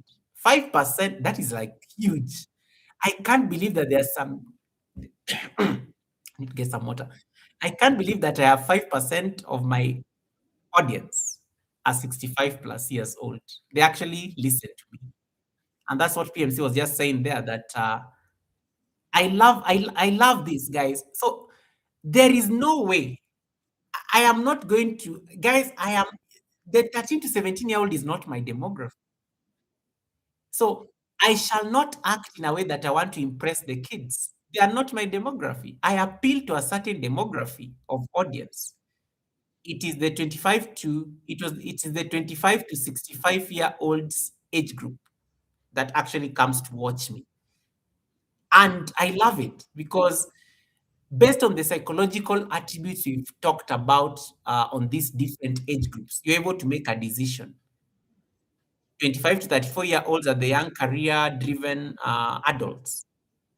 35 to 44-year olds are the ones who are so stable, they are now stable in their careers, family oriented. So I always say I'm a family channel because I'm very mindful of the fact that I have 35 to 44-year olds who have like families and whatnot watching me right now. Then you have the 45 to 54-year-old segment, and we talked about these people very heavy in terms of problem solving. They want you to solve a problem. They are looking for something. They're looking for you.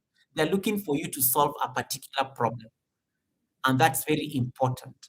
So my analytics is already telling me who I need to worry about, and you can see the the biggest chunk of audience I need to worry about are these guys between 25 to 44 years. That segment. When you go and look at your channel, what does your channel tell you? Who do you need to worry about on your channel? Check the analytics. The analytics will tell you the story on who you need to worry about. Now, I'm going to now surprise you here shortly. I'm going to surprise you here shortly so that you can see what I'm talking about. So, while you are still here, we are going to open let me see. We are going to open the deeper analytics so that you guys can see what I'm talking about. So this is the audience, the last 28 days. It is so surprising in the last 28 days, 64% of my audience are male. Men, 35.4% are female. Now, you can also like check this. Are they watching your videos or your live streams? If I click on videos, 76% of the men are watching the videos, 23.8% of the women are watching the videos. And then it tells you the biggest the biggest chunk of the people who watch my videos are the 25 to 34-year-olds, and then slowly followed by the 35 to 44-year-olds, and then of course it goes like that. Notice how the 65 plus years has changed. These are probably people who are coming to watch me because of their health. They are very health conscious. They want to see whether I have any solution for them when it comes to their health or whatever it is, or for whatever reason, because now the 65-year-olds has jumped to 7.4%. Now look at the live streams. Some of you normally ask me, Goga, why do you do live streams nowadays? I made a very important decision. I said I'm only going to be a streamer. Notice how 52% of my notice the people who watch my live streams, 45 to 54-year-olds. 52% of my live stream audience are, look at that, guys. That is stunning. When I come at the Sunday service, I know I am speaking to a particular segment of there is a particular segment of the population who watch the Sunday service. The live streams alone already tell me what I need to worry about. I cannot afford to mess up I cannot afford to mess up with my live streams because I have 45 to 54-year-olds watching my live streams. Notice how it's not the 25 to 34-year-olds. Actually, it has moved to 0%. Did you notice that the 25 to 34-year-olds is now 0%? The 25 to 34-year-olds are watching the videos, but they're not necessarily watching the live streams. But the 45 to 54-year-olds are watching the live streams. That should tell you something about your content direction. What did we say was the characteristics of the 45 to 54-year-olds? I told you the 45 to 54-year-olds are loyalty driven. They are less trend sensitive. They value expertise. What do they expect on your content? Clarity, authority, and practical application. And we said they can be when you're very consistent, that's how you buy their loyalty. 52% of my audience are focused on live streams in the last 28 days alone. 52%. And let me show you some magic right here. Look at this. When you click on see more, this here is where the class is today. If you forget everything I've said in this live stream, come and click on see more. Look at your advanced analytics. Look at your advanced analytics in the last 28 days. There's views. The segment on 35 to 44 and 45 to 54 is still very high. But look at the watch time. You can even analyze it based on watch time, watch hours. The biggest watch hours come from the 35 to 44-year-olds and the 45 to 54-year-olds. Ladies and gentlemen, I don't have kids. I don't have the 13 to 17-year-olds on the channel. I don't have 18 to 24-year-olds on the channel. I don't have 25 to 34-year-olds on the channel watching live streams. I am going to focus on this segment of the population because they are the ones on the live streams. There's a certain character with these people. The 45 to 54-year-olds, the 35 to 44-year-olds. Who is watching you and what are they watching? And you can see the watch hours is so high because these people watch videos longer. That is their character. They don't watch short things. You can actually watch things long. You can get them to watch things longer because they have a longer attention span. They have a patience for long form content. Eva Kika says, Goga, I've never paid attention to these demographics. Now you know. Who is your demography? Because you may be concentrating on the wrong people. You may be chasing the wrong segment of the population that you need to be the ones watching your content. Eva Kika says 10% are 45 to 44, 55 to 64, 6%, 65 plus 0. Actually, none. And then I'm just trying to see, check your analytics and let me know. East African says same here. Cloud Diesel says, I find that women tend to be big chatters though. Cloud Diesel will get us into problems with the ladies. Cloud Diesel, you'll get us into problems with the ladies with this comment. They'll start saying that we think they talk too much. Cloud Diesel, shh. Cloud Diesel, shh. Cloud Diesel, you'll get us into problems. You know, you and I are both men. Cloud Diesel, are you trying to say that the women are too chatty? They will stop chatting. They will stop chatting. Guys, who is watching you? Who is watching you? Hey, Kili! Kili is laughing. Kili, how you doing? Kili, welcome, welcome. Kili was just like in the bushes. Now she just lost it. My laugh with Kili. Kili, welcome, welcome. Kili, nice to see you. Yeah. Okay. So let me see what I missed. This is what I missed on the chat. So, who is watching you right now? Who is your demography? And what are you doing to what are you doing? What is so unique about your content that is attracting this demography? Because then,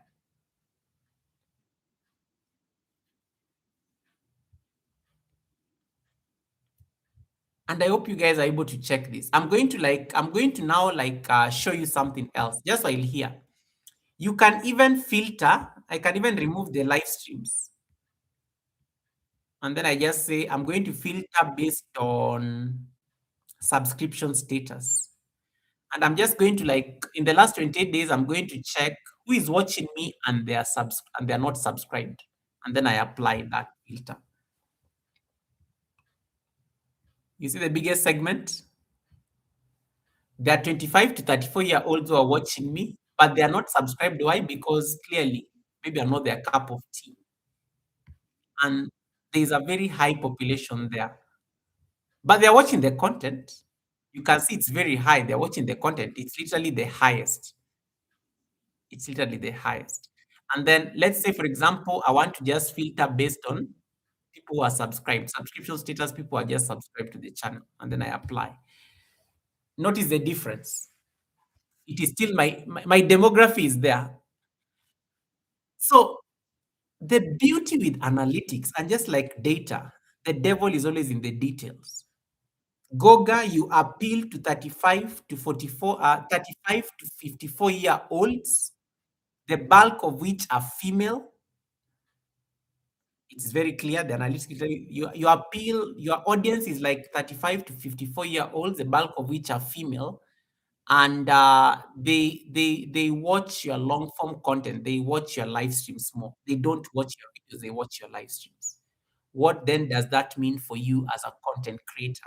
There is now where you start putting in the work. You already know the people you appeal to. You already know what they are watching. You know why they are coming to your channel.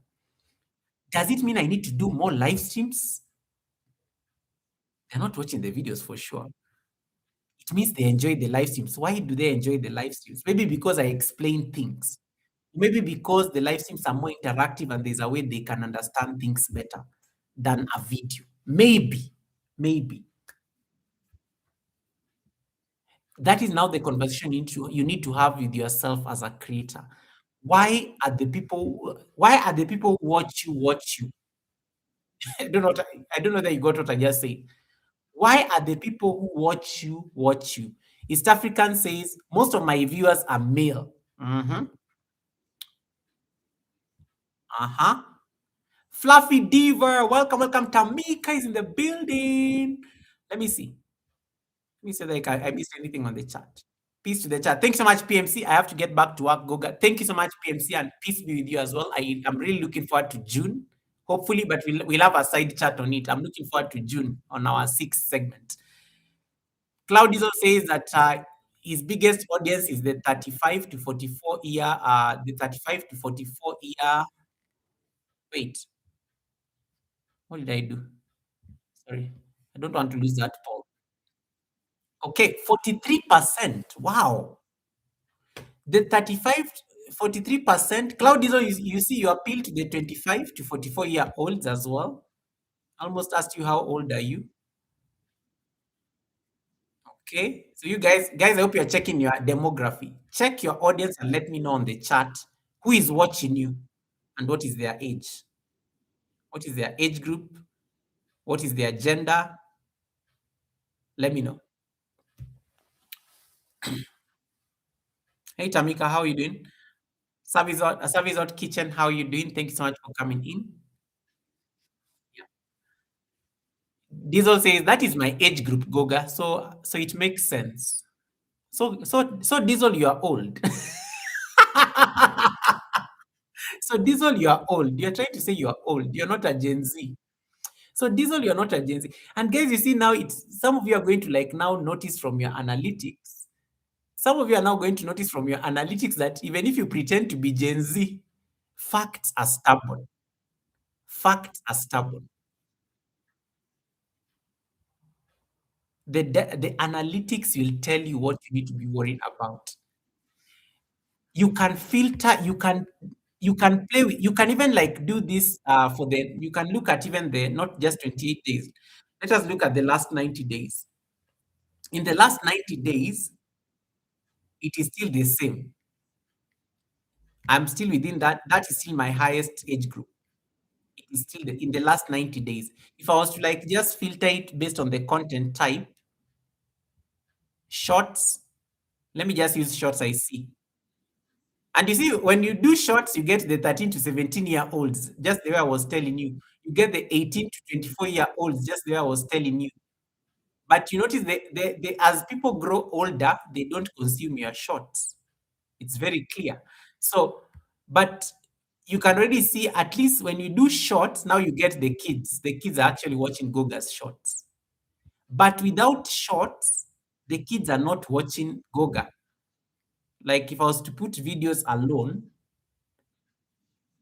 the kids, the 13 to 24-year-old does not watch my videos. It is now the 25 to 34-year-old who is watching my videos. I love this demography because this demography, I will do nice yoga videos for them. I will even take off my shirt for them. Just kidding. I will take off my shirt for this demography. But when I come on the live stream, I will be such an adult because the moment you change your content to the live stream, it is the 35 to 54-year-olds who are watching. I cannot misbehave. So it can depend. You can even be playing around with your content in such a way that I know the grown-ups are not watching my videos. So let me go and misbehave on the videos. But when I come on the live stream, I'm very polished because I know the grown-ups are here watching. You can be structuring your content that way. On the shorts, the kids are watching the shorts. So on the shorts, you can do crazy things like the ones Red Room and Miss TikTok were sending me. You can do crazy things on the shorts because it's the kids who are watching the craziness there on the shorts. So you can easily play around. You can easily play around with the psychology of your audience. So who is watching my videos? Who is watching my live streams? Who is watching my shorts? And then categorize them like that. So when you're making content for the kids, I know I need to go and look for the kids in the shorts. When I'm making content for the adults, I know I need to come on the live stream. When I'm making content for this, when I'm making content for these people like the young adults who are like also have like high purchasing power, I make videos. And remember, the videos cannot be long. They have a very short concentration span as well. So you also have to pay attention to those dynamics. So you are not my demography is a perfect title because not everything that you hear on YouTube should be treated as criticism. Because especially if it's not coming from your target audience, your demography will tell you who needs to be criticizing your content because the analytics will show you who is watching you and what is their age group and what is their gender. That is sufficient. When a 44-year-old comes and tells me, Goga, you need to fix this, I will listen. Why? Co-audience, baby. When a 17-year-old tells me, I'll be like, meh, these kids. These kids. Yeah. When a 65-year-old tells me, I will pay attention because I know there's a 7% group of 65 plus who are watching me. I will listen. So a lot of us, we are paying attention to the wrong things because we are listening to the wrong criticism. You are letting people who are not even your primary demography discourage you from making content. And then you end up getting frustrated on YouTube. You end up like feeling frustrated on you don't want to make content anymore because somebody left you a negative comment. One person. One person wants to change the entire trajectory of your content creation journey on YouTube. One person. And they're so inconsequential. They're not even in your demography. Their opinion does not matter. One person wants to make you change your entire content strategy. Yet your demography is saying Goga, relax. We love you as you are. Wamuyu, welcome, welcome, Wamuyu. He's like, Goga, please don't change anything. The channel is fine. One person, one person who is not your demography, one person who is not like even a content creator, they come and just leave you one comment on your content and you are discouraged. You want to like pack your bags and leave YouTube. Guys, you're not my demography. Just tell them that you're not my demography. And that's why I always like, sometimes I go to people's channels and I see them trying to like annoy the host, and the host tells them, please just scroll down and go to the next person. This is not your space. You are not my demography. I don't appeal to you. I don't appeal to you. So move on to the next person who like appeals to you, because I have a group of I have some 35 to 54-year olds who are watching me right now. And I need to like appeal to that demography. I have some I have some 25 I have some 25 to 54-year olds I need to, these are young adults that that I appeal to. So I will worry about them because they're the audience, they're the core audience. But then, why would you allow like a 16-year-old to come and tell you that you are slow? But your content is not for them. The content is for people who can actually tolerate the slow content. Hey, Christina Gisali, welcome, welcome, welcome, welcome, Evangelist Christine. Nice to see you. I hope you're back from the South Africa. So you are not my demography is not like something that is meant to discourage you. It's meant to like provoke you to look at your analytics and start focusing on the right people, guys. Focus on the people who is watching your video, who is watching your shorts, who is watching your live streams. Make decisions so that when I know I'm showing up at the Sunday service, there's a reason I'm showing up at the Sunday service, because the Sunday service has an audience of 35 to 54-year-olds who are watching. Guys, it's a freaking 52%. Like 52% of the people who came to watch us in the last 28 days are within that are within that age group. Why would I worry about an 18 to 24 says that, oh, you people are boring? Their comment is inconsequential in this channel. They are not the primary audience. But if a 50-year-old came and told me that we are boring, if they are not a troll and it is somebody that I respect, I will pay attention because they are the demography. They are my demography. I will pay attention to them because that opinion carries weight, because they are representative of the bulk of the people who watch Goga. So it will make sense for me to like pay attention to that comment. So you are not my demography should actually help you filter the noise and focus on the people that matter. So I give you a chance to go and check your analytics. You can filter as much as you want. See who is watching the shorts. Maybe you can even do it in the last 1 year. Maybe let me see if I was to filter it based on the last in 2026 alone. Let me say 2025. You see, in 2026, or maybe let's say in 2025, I've not done shorts in 2026 actually, so that's not accurate. You see, in 2025, I have representation from all the age groups on the shorts. In 2026, sorry, 2025 alone. If I was to like look at this analytics just in December 2025, which was Christmas, you can play around and see the different timelines. Let's say, for example, there's a time you're looking for watch hours. You can customize it even based on that time, just for you to like see how your audience are evolving. And there's a time maybe you had a very big number of 60 plus year olds who are watching you, and then they reduced. Why did you lose them? This is the level of analytics I want you guys to be playing at while you are at the academy. I want you to be worrying about analytics like this. Where did I lose my 65 where did I lose my 60 plus year old or 60-year-olds who are watching my content? How did I lose them? Did I change the time? Did I change how I normally deliver my content? What made me lose my 60-year-olds? Ask yourself those questions because it's going to trigger you to like think of the actions that may have made you lose a very important segment of your population, your demography. Bye, East African. Thank you so much, and say hi to Mr. Love. Ask yourself those difficult questions. Why did I lose this segment of the population? Where did they go? How comes I don't see them? Because even if people are watching you from the bush, let me tell you, even if people are watching you from the bush, the analytics will tell you they are watching. Even if they don't comment, the analytics will tell you they are watching.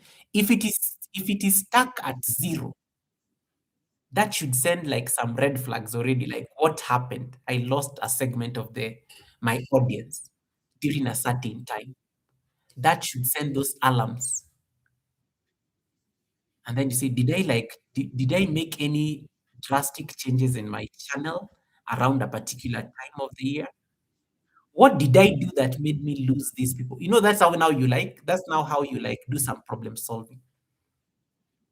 Where did the rain start beating me? So you're able to do that analysis at that particular level. Guys, I don't do shorts much for a reason because the analytics told me, Goga, your primary audience does not watch shorts. Why are you suffering doing shorts? Why are you suffering doing shorts? Who is watching your videos in the last, like, let's say in the last who is watching your videos in the last 365 days? The segment is there. Who is watching your videos? There we go. The analytics will tell you for free who is watching the content. The shorts, of course, you'll find the kids there. In the last, like in 2026 alone, who is watching you? 2026 is only like 2 months in. Who is watching your videos? It is the 25 to 34-year-olds who are watching the videos. Who is watching the live streams? You can know who is watching the live stream.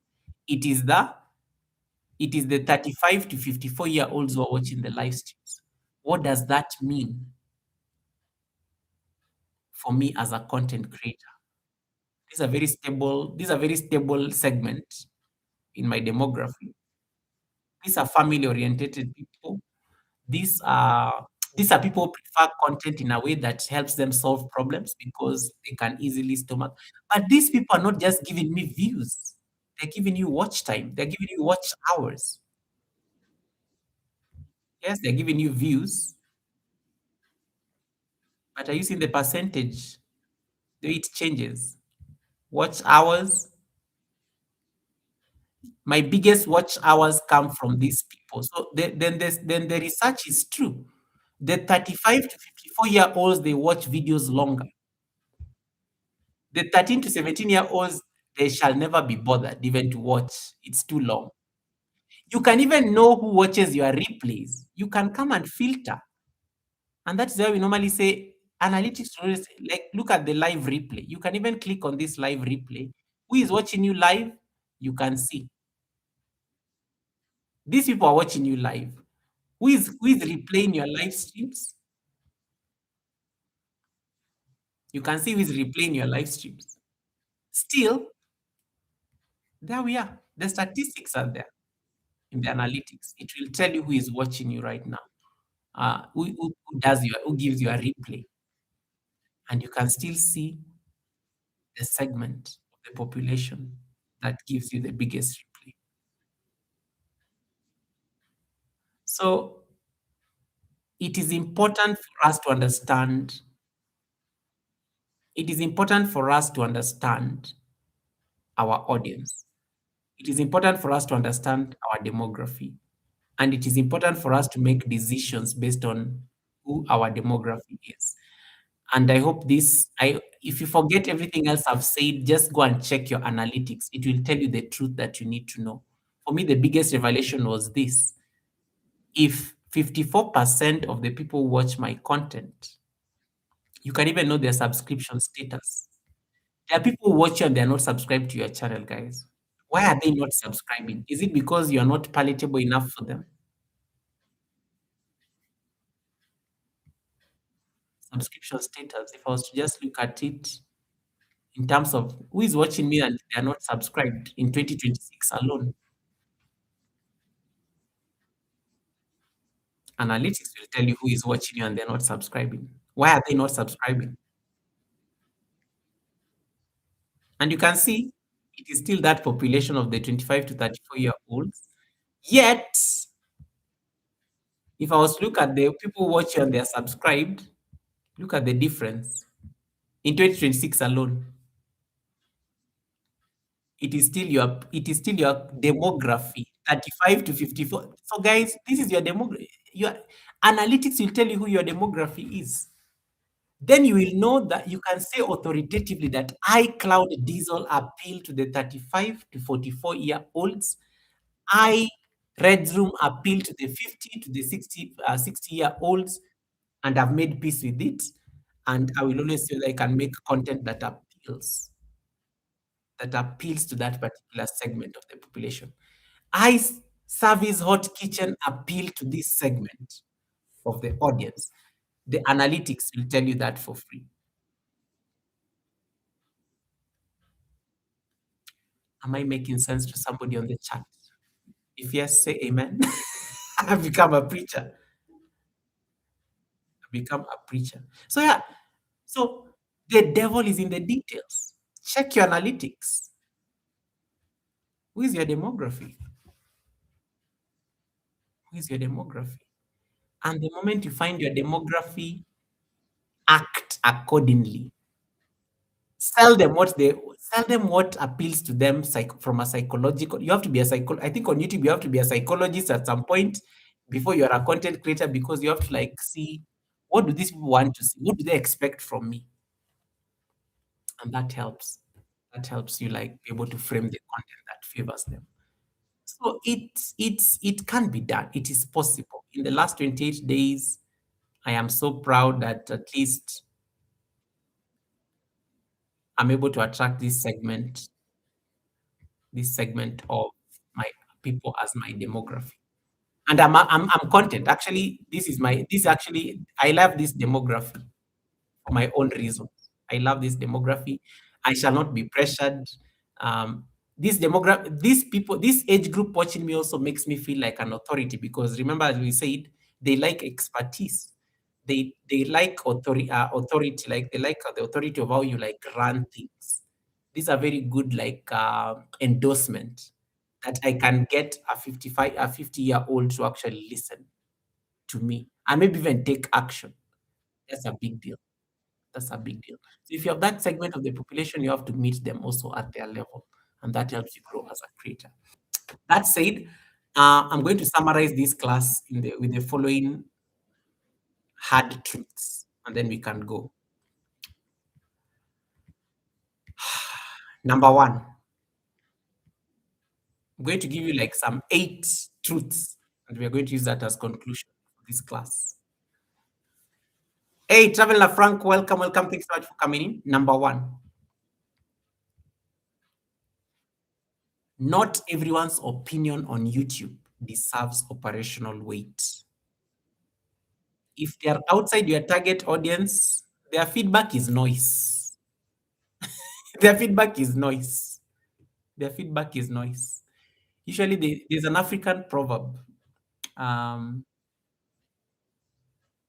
there's an African proverb that the noise of a frog does not prevent the animal from drinking water.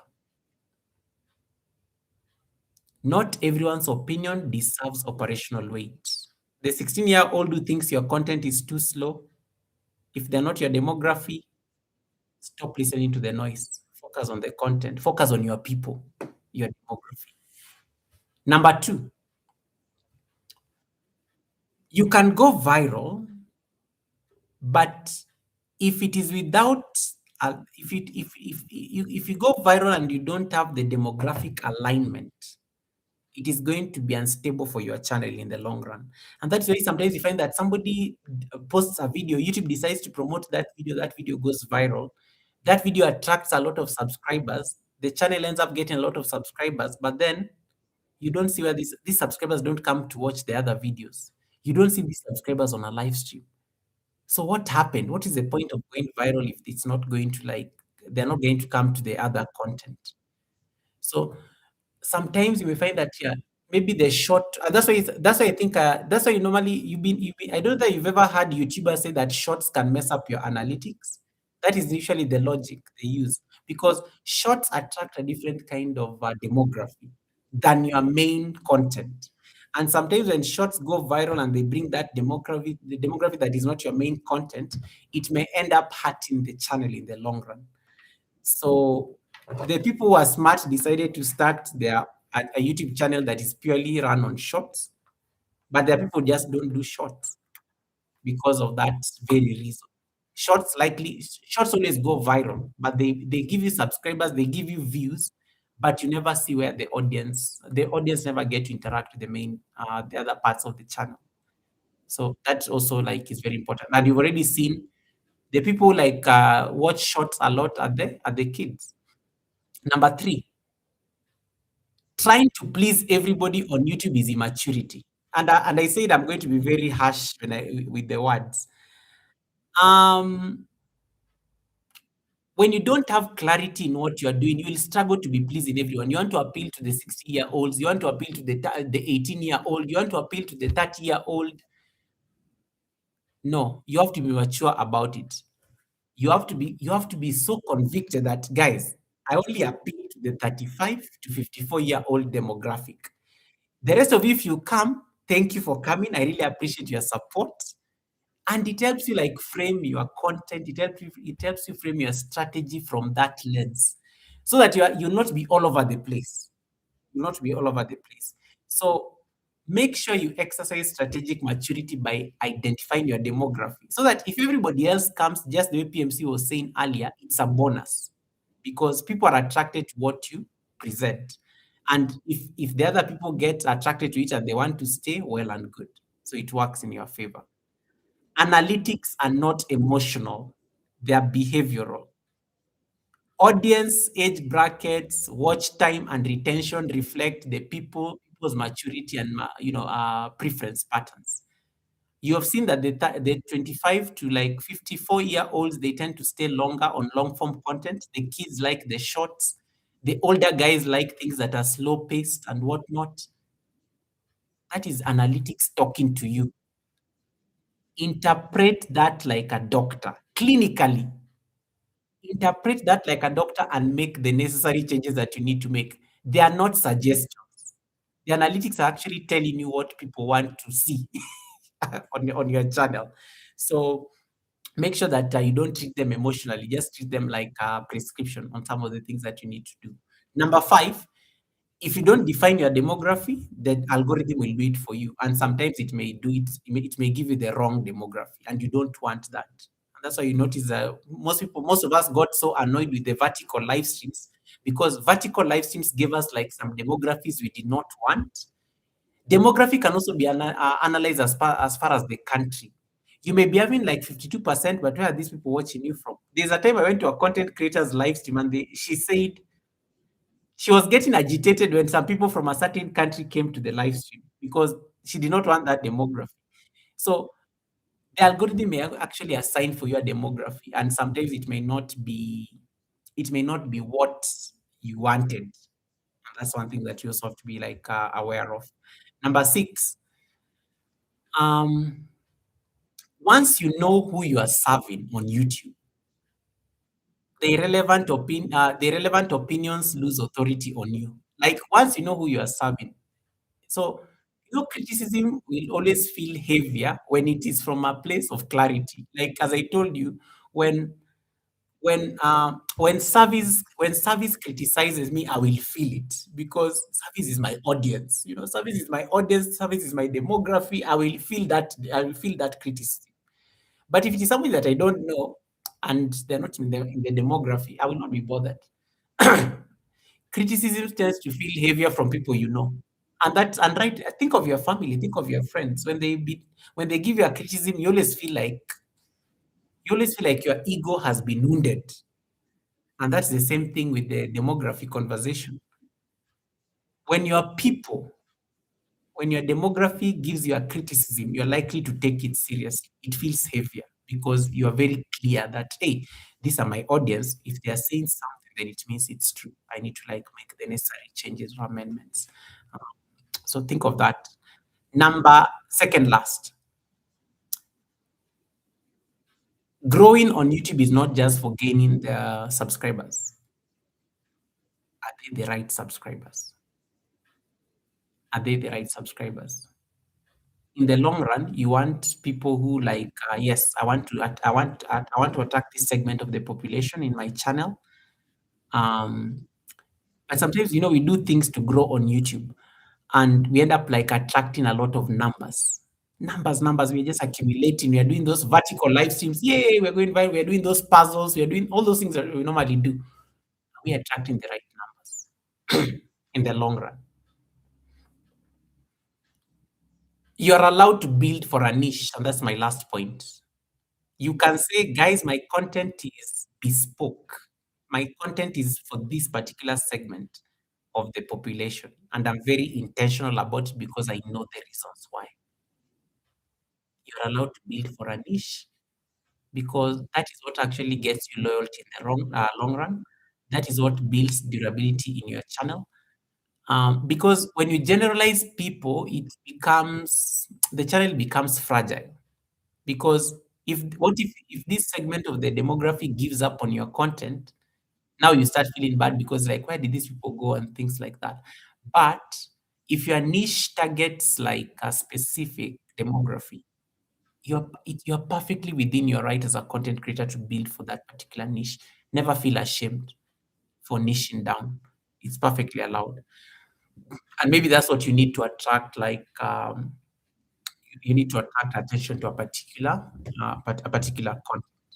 So it's really entirely up to you as a content creator to like assess your analytics and figure out who is your demography, and then make the necessary decisions that you need to make sure that the people who are watching you are are the people that you actually desire to be watching your content.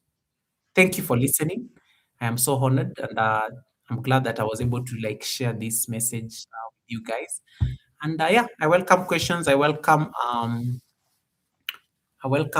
questions. I welcome like comments. I welcome additions. You are not my demography. You should be proud to say it when you're making your content because you are informed by analytics. Thank you. Anyway, let me catch up on the chats before we can set up the raid. Hey, Auntie, your Auntie's in the building. Guys, that is our Sunday service guest. And she's going to be talking about this as well on Sunday. We are going to be discussing this and more about being a content creator over 40. We're going to discuss these dynamics with Auntie. Thanks so much, Auntie, for coming in. No, I know you are working. I know you're working right now. It's perfectly fine. We just finished. But it was just like a good class to just set the stage for what we'll be discussing on Sunday. Chef Zed says, thank you so much for the lecture today. You're most welcome, Chef Zed. I'm glad that you're able to get something out of it. Uh, Red Room, thank you so much for the 13 months of trust. I see the green on the chat. Thank you so much, Red Room. Anastasia is sending me hug and hearts. Thanks so much, Anastasia. I really appreciate it. Let me see if I missed anything on the chat. Yes, I welcome questions. I welcome comments. If you have not yet voted on the poll, please click on the poll there real quick so that I can see what you guys voted. But yes, 45% of you say you don't take it personally. 28% of you say you check if the person is your audience. I'm impressed. 6% of you say you wonder if you're losing your relevance. And then 21% of you say you question your content quality. Ladies and gentlemen, as I said, as I said, as I said, as I said in point number one, the harsh truth. Not everyone's opinion deserves operational weight when it comes to your channel. If they are outside your target audience, their feedback is noise. It's noise. It's not a signal for you to do anything. But if there's somebody from your demography, somebody from the demography on your channel who actually gives you a criticism, that should feel very heavy because they're your demography. They know something, they are loyal to you, they follow your content. The analytics has shown us very well. I shared with you my analytics and I showed you very well. My demography is speaking. If my demography speaks, I listen because these are the people, like I can say, they are loyal to the content. They are coming to watch the content. So if 52% of the people who watch my channel give me an opinion, I will listen to it because these 52% who watch my content, the data is there. The analytics is very stubborn, but it tells you the truth. It is here. The demography of the people who watch you Goga are 35 to 54 year old. They're 35 to 54 year olds. Take that to the bank. If they say something, it has operational weight. It has operational weight. Um, Auntie, thank you so much for the 1 month of trust. David Ann says it is an honor to be Tribe Goga. David, 32 months of trust. David, I think, is my second longest channel member after Alex. David Hunt, thank you so much for the 32. Oh my goodness. David Hunt, thank you so much for the 32 months of trust. I don't take it for granted. Thank you, thank you, thank you so much, David, for that support. Man, that is so long. That is like almost 2 years now. 4 years, almost 4 years. It's now almost 3 years now. Thank you so much, David, for the support. I don't take it for granted. May your pot forever keep brimming in abundance. And to all the channel members who are watching in the backstage, thank you so much for coming in. One of the things you have to know about my channel members, by the way, they are within the demography. I'm not saying my channel members are. I'm not saying my channel members are seasoned. Let me avoid the word old.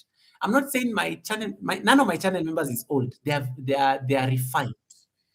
They're refined. I did not use the word old anywhere. So let me, because I know I'm going to get into trouble with this word old. My channel members are within a certain demography, age group. And they fall within, you see these bars you guys are seeing on the screen, they fall within those bars. Actually, 90% of my channel members fall within those bars. I'm not saying that I did not say anybody's old. I just said they are seasoned and refined. I did not say anyone is old because some of you, I know you're always looking to cause a storm in a teacup based on the vocabularies I use. I did not say, we said season. Diesel told me to use the word season. So that is what we say, season.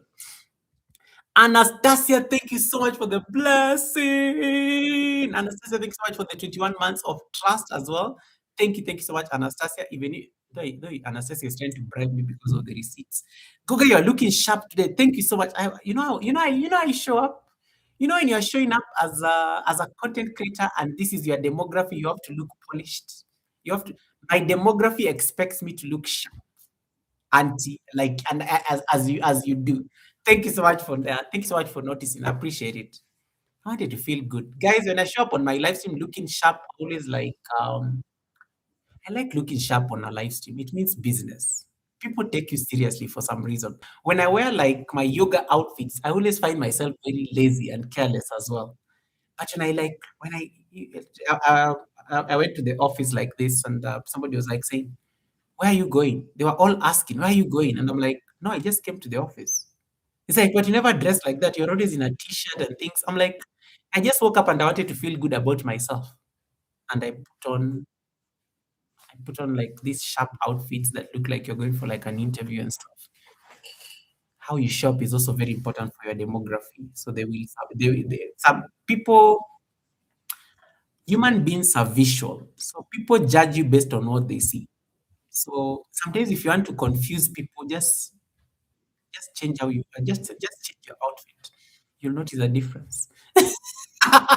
You'll notice a difference. So thank you so much, Auntie, for noticing. And thank you so much, Anastasia, as well for the 21 months. Or me saying receipts. Yes, I have receipts, but for Anastasia, but now I just realized she's been my channel member for 21 months. It's a bad decision to actually like discuss her receipts. She may withdraw her membership. 21 months of trust is too long. I have to protect her. If she says I should shut up, I will shut up. I will shut up. Anastasia has been my member for 21 months. I will shut up. I will not discuss the receipts. Let she do. I need the Wamuyu. I'm a businessman. I need the revenue on YouTube. If I start discussing my members' receipts, they will withdraw from memberships. How will I make my revenue? Getting revenue on YouTube is so hard nowadays. and I have a and I have a ball. I have a ball to prepare for in the month of March. I have a masquerade ball to like prepare for. I am not going to like discuss Anastasia's receipts, especially after she flexed her membership. I will shut up. These are how people become members. You bribe me to shut up with your receipts. Anastasia literally paid for me to shut up. I will shut up. Members get immunity. Guys, this is how you blackmail people. Members get immunity on this channel. If you don't want me to ever to discuss your business, just join the membership. I will never discuss members' business. This is how you blackmail people into joining your membership. Then next time you see them doing something. If you're not my member, I will discuss your receipts.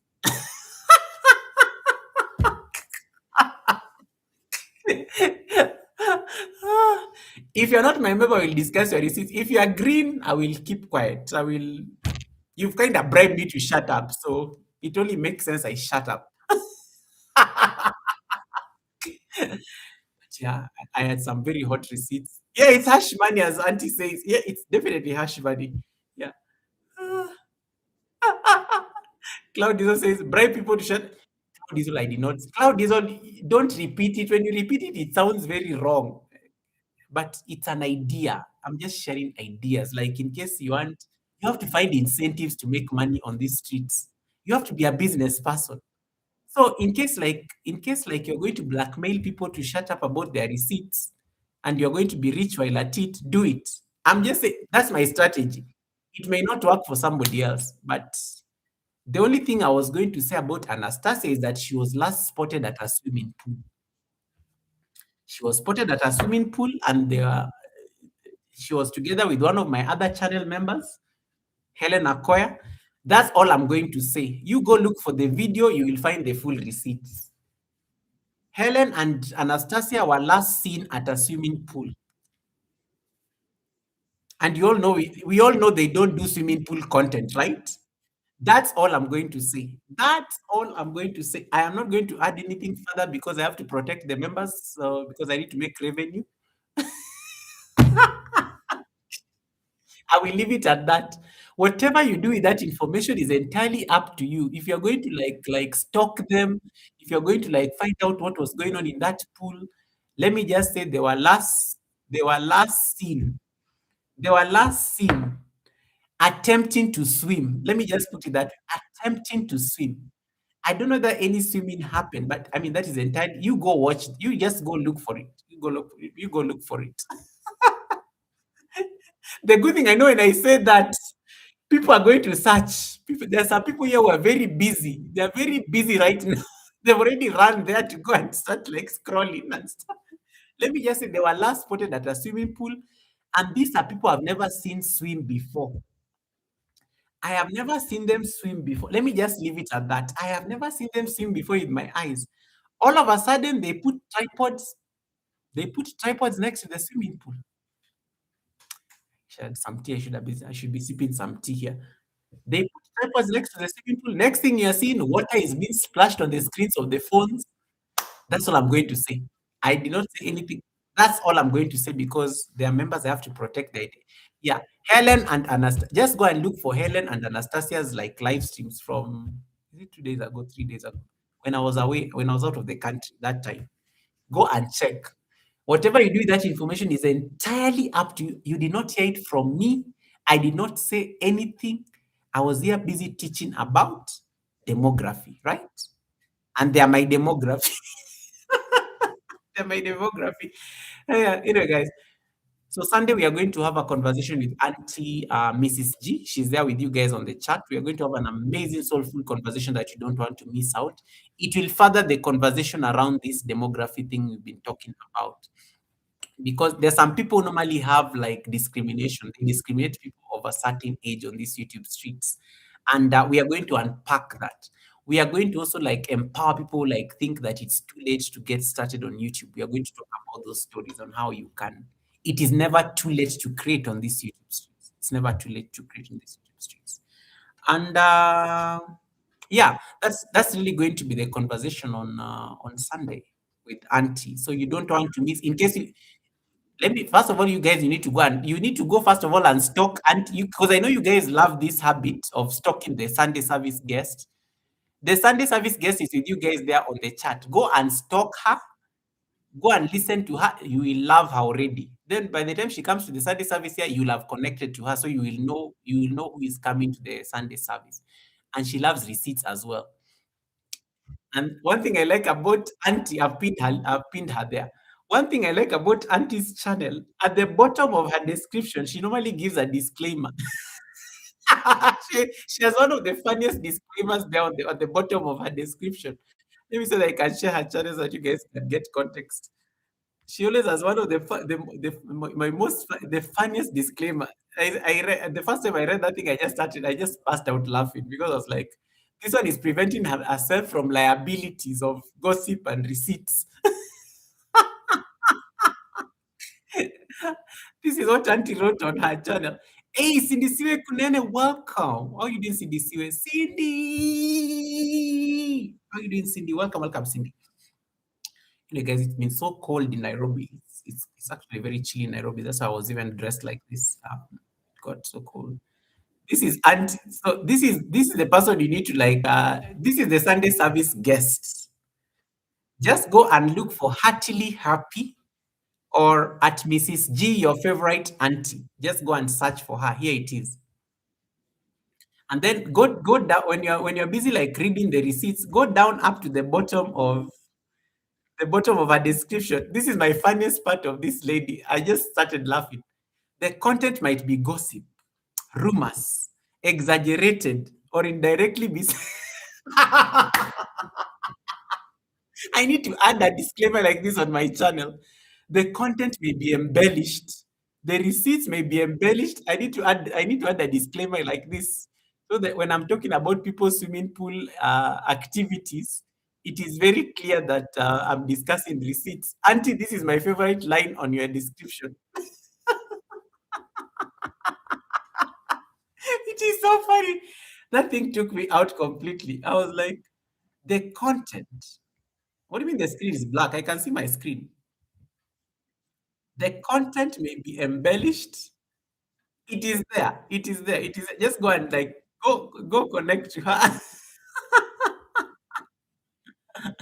I got blank screen. Wait, you can't see anything? You can't see anything? Wait, wait, wait, wait, wait. I thought I. Oh wow. Can you see it now? I think it's back. I think it's back. I don't know what happened. I saw the blank screen as well. Am I back? Am I back? Am I back? Am I back?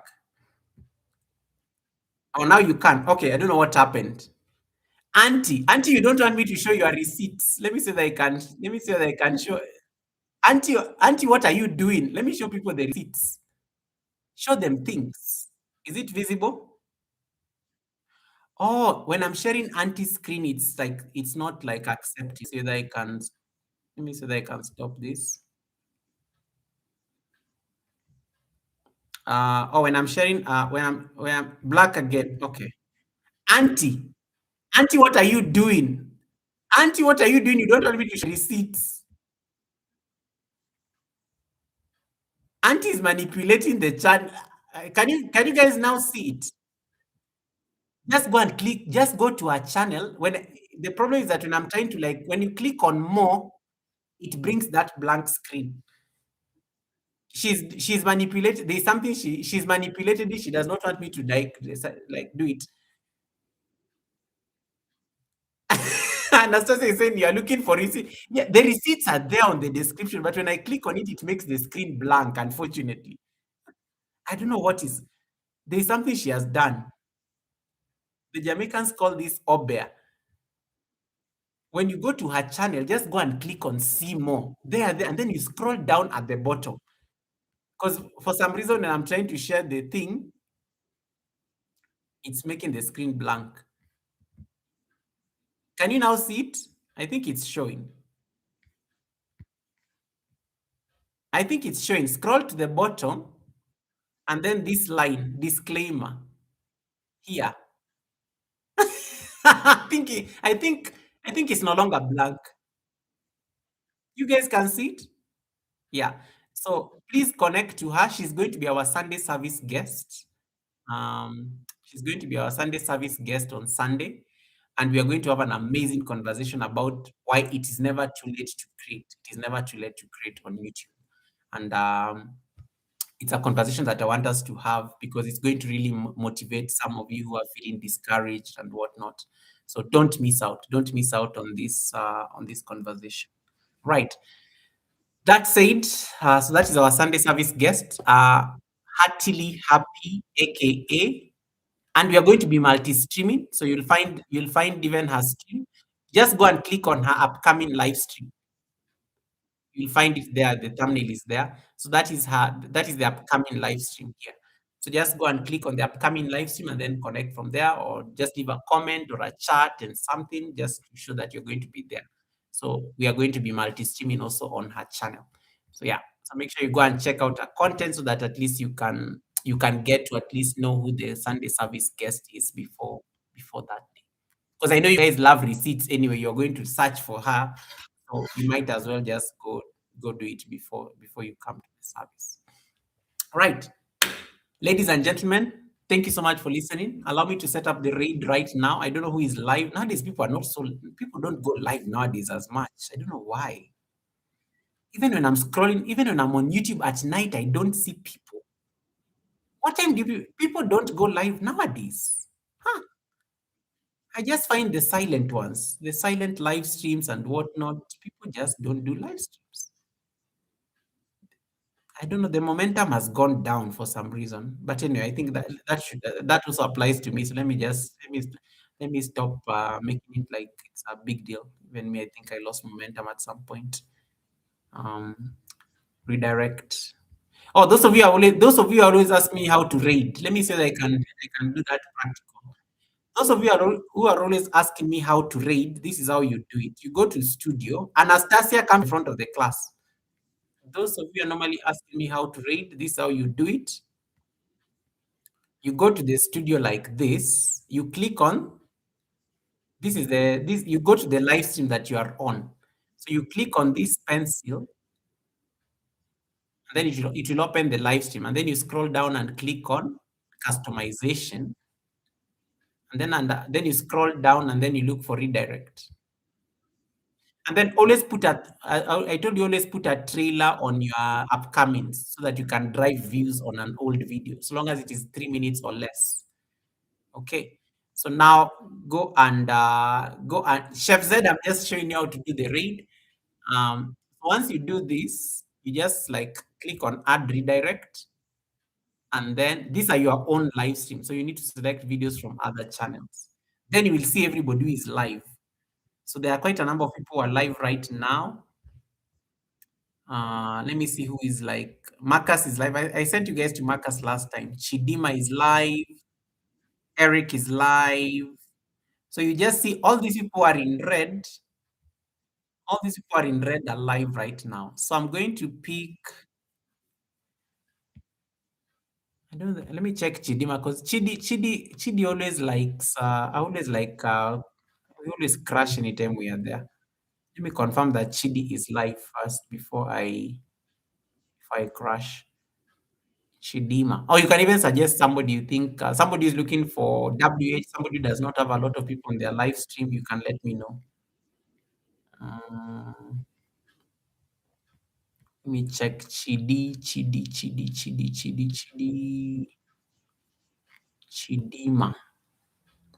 And then most likely, if you don't see somebody there, they are not like they're not like uh, raidable. When somebody is not raidable, they never show up there. So Chidima only has one person watching, so I'll send you guys there. So I'll just select her and then I save. And then once you save, that's it. You've already set up the read. Now you just type read on the chat. Hey, Anastasia is number one. Welcome and thank you so much, Anastasia. Saniki! Mwah! Oh my God, long time. How you doing, Saniki? It's been a minute. How have you been, Saniki? How have you been, Saniki? How is Canada? How is my nephews? It's been a minute. It's been a minute. So I've set up the raid. So I'm going to like type. So just type raid on the chat. Copy paste the thing. What is it called? The Goga raid 3 purple hearts. That one. That's going to be the raid command. Saniki, welcome. So I'm going to end this. Um, Let me confirm that Chidi is still live because sometimes you may send people to the wrong. She only has one person watching, so we are going to make her excited. It's like, let's go bring a smile to her face. Sometimes you can be live and you are alone and you don't have people there. So let's go make that girl smile at least. She only has one person watching. So when you land there, just paint her chat purple. Gogare 3 purple hearts, Gogare 3 purple hearts, Gogare. Right. That said, allow me to love and leave you. I will see you on Sunday at the academy. Not at the academy. I will see you on Sunday at the Sunday service with Auntie Mrs. G. Okay, we'll be co-hosting. We'll start the Sunday service a bit late because Auntie has to we have to wait for Auntie to come from church. So we will start the Sunday service it's normally, I think it will be about it will be about like 30 minutes. We'll start 30 minutes later than the usual time. So we are starting 30 minutes later. So you can, when you see me not here, I think at the time where we normally start at 12, we are starting at 12:30 Eastern.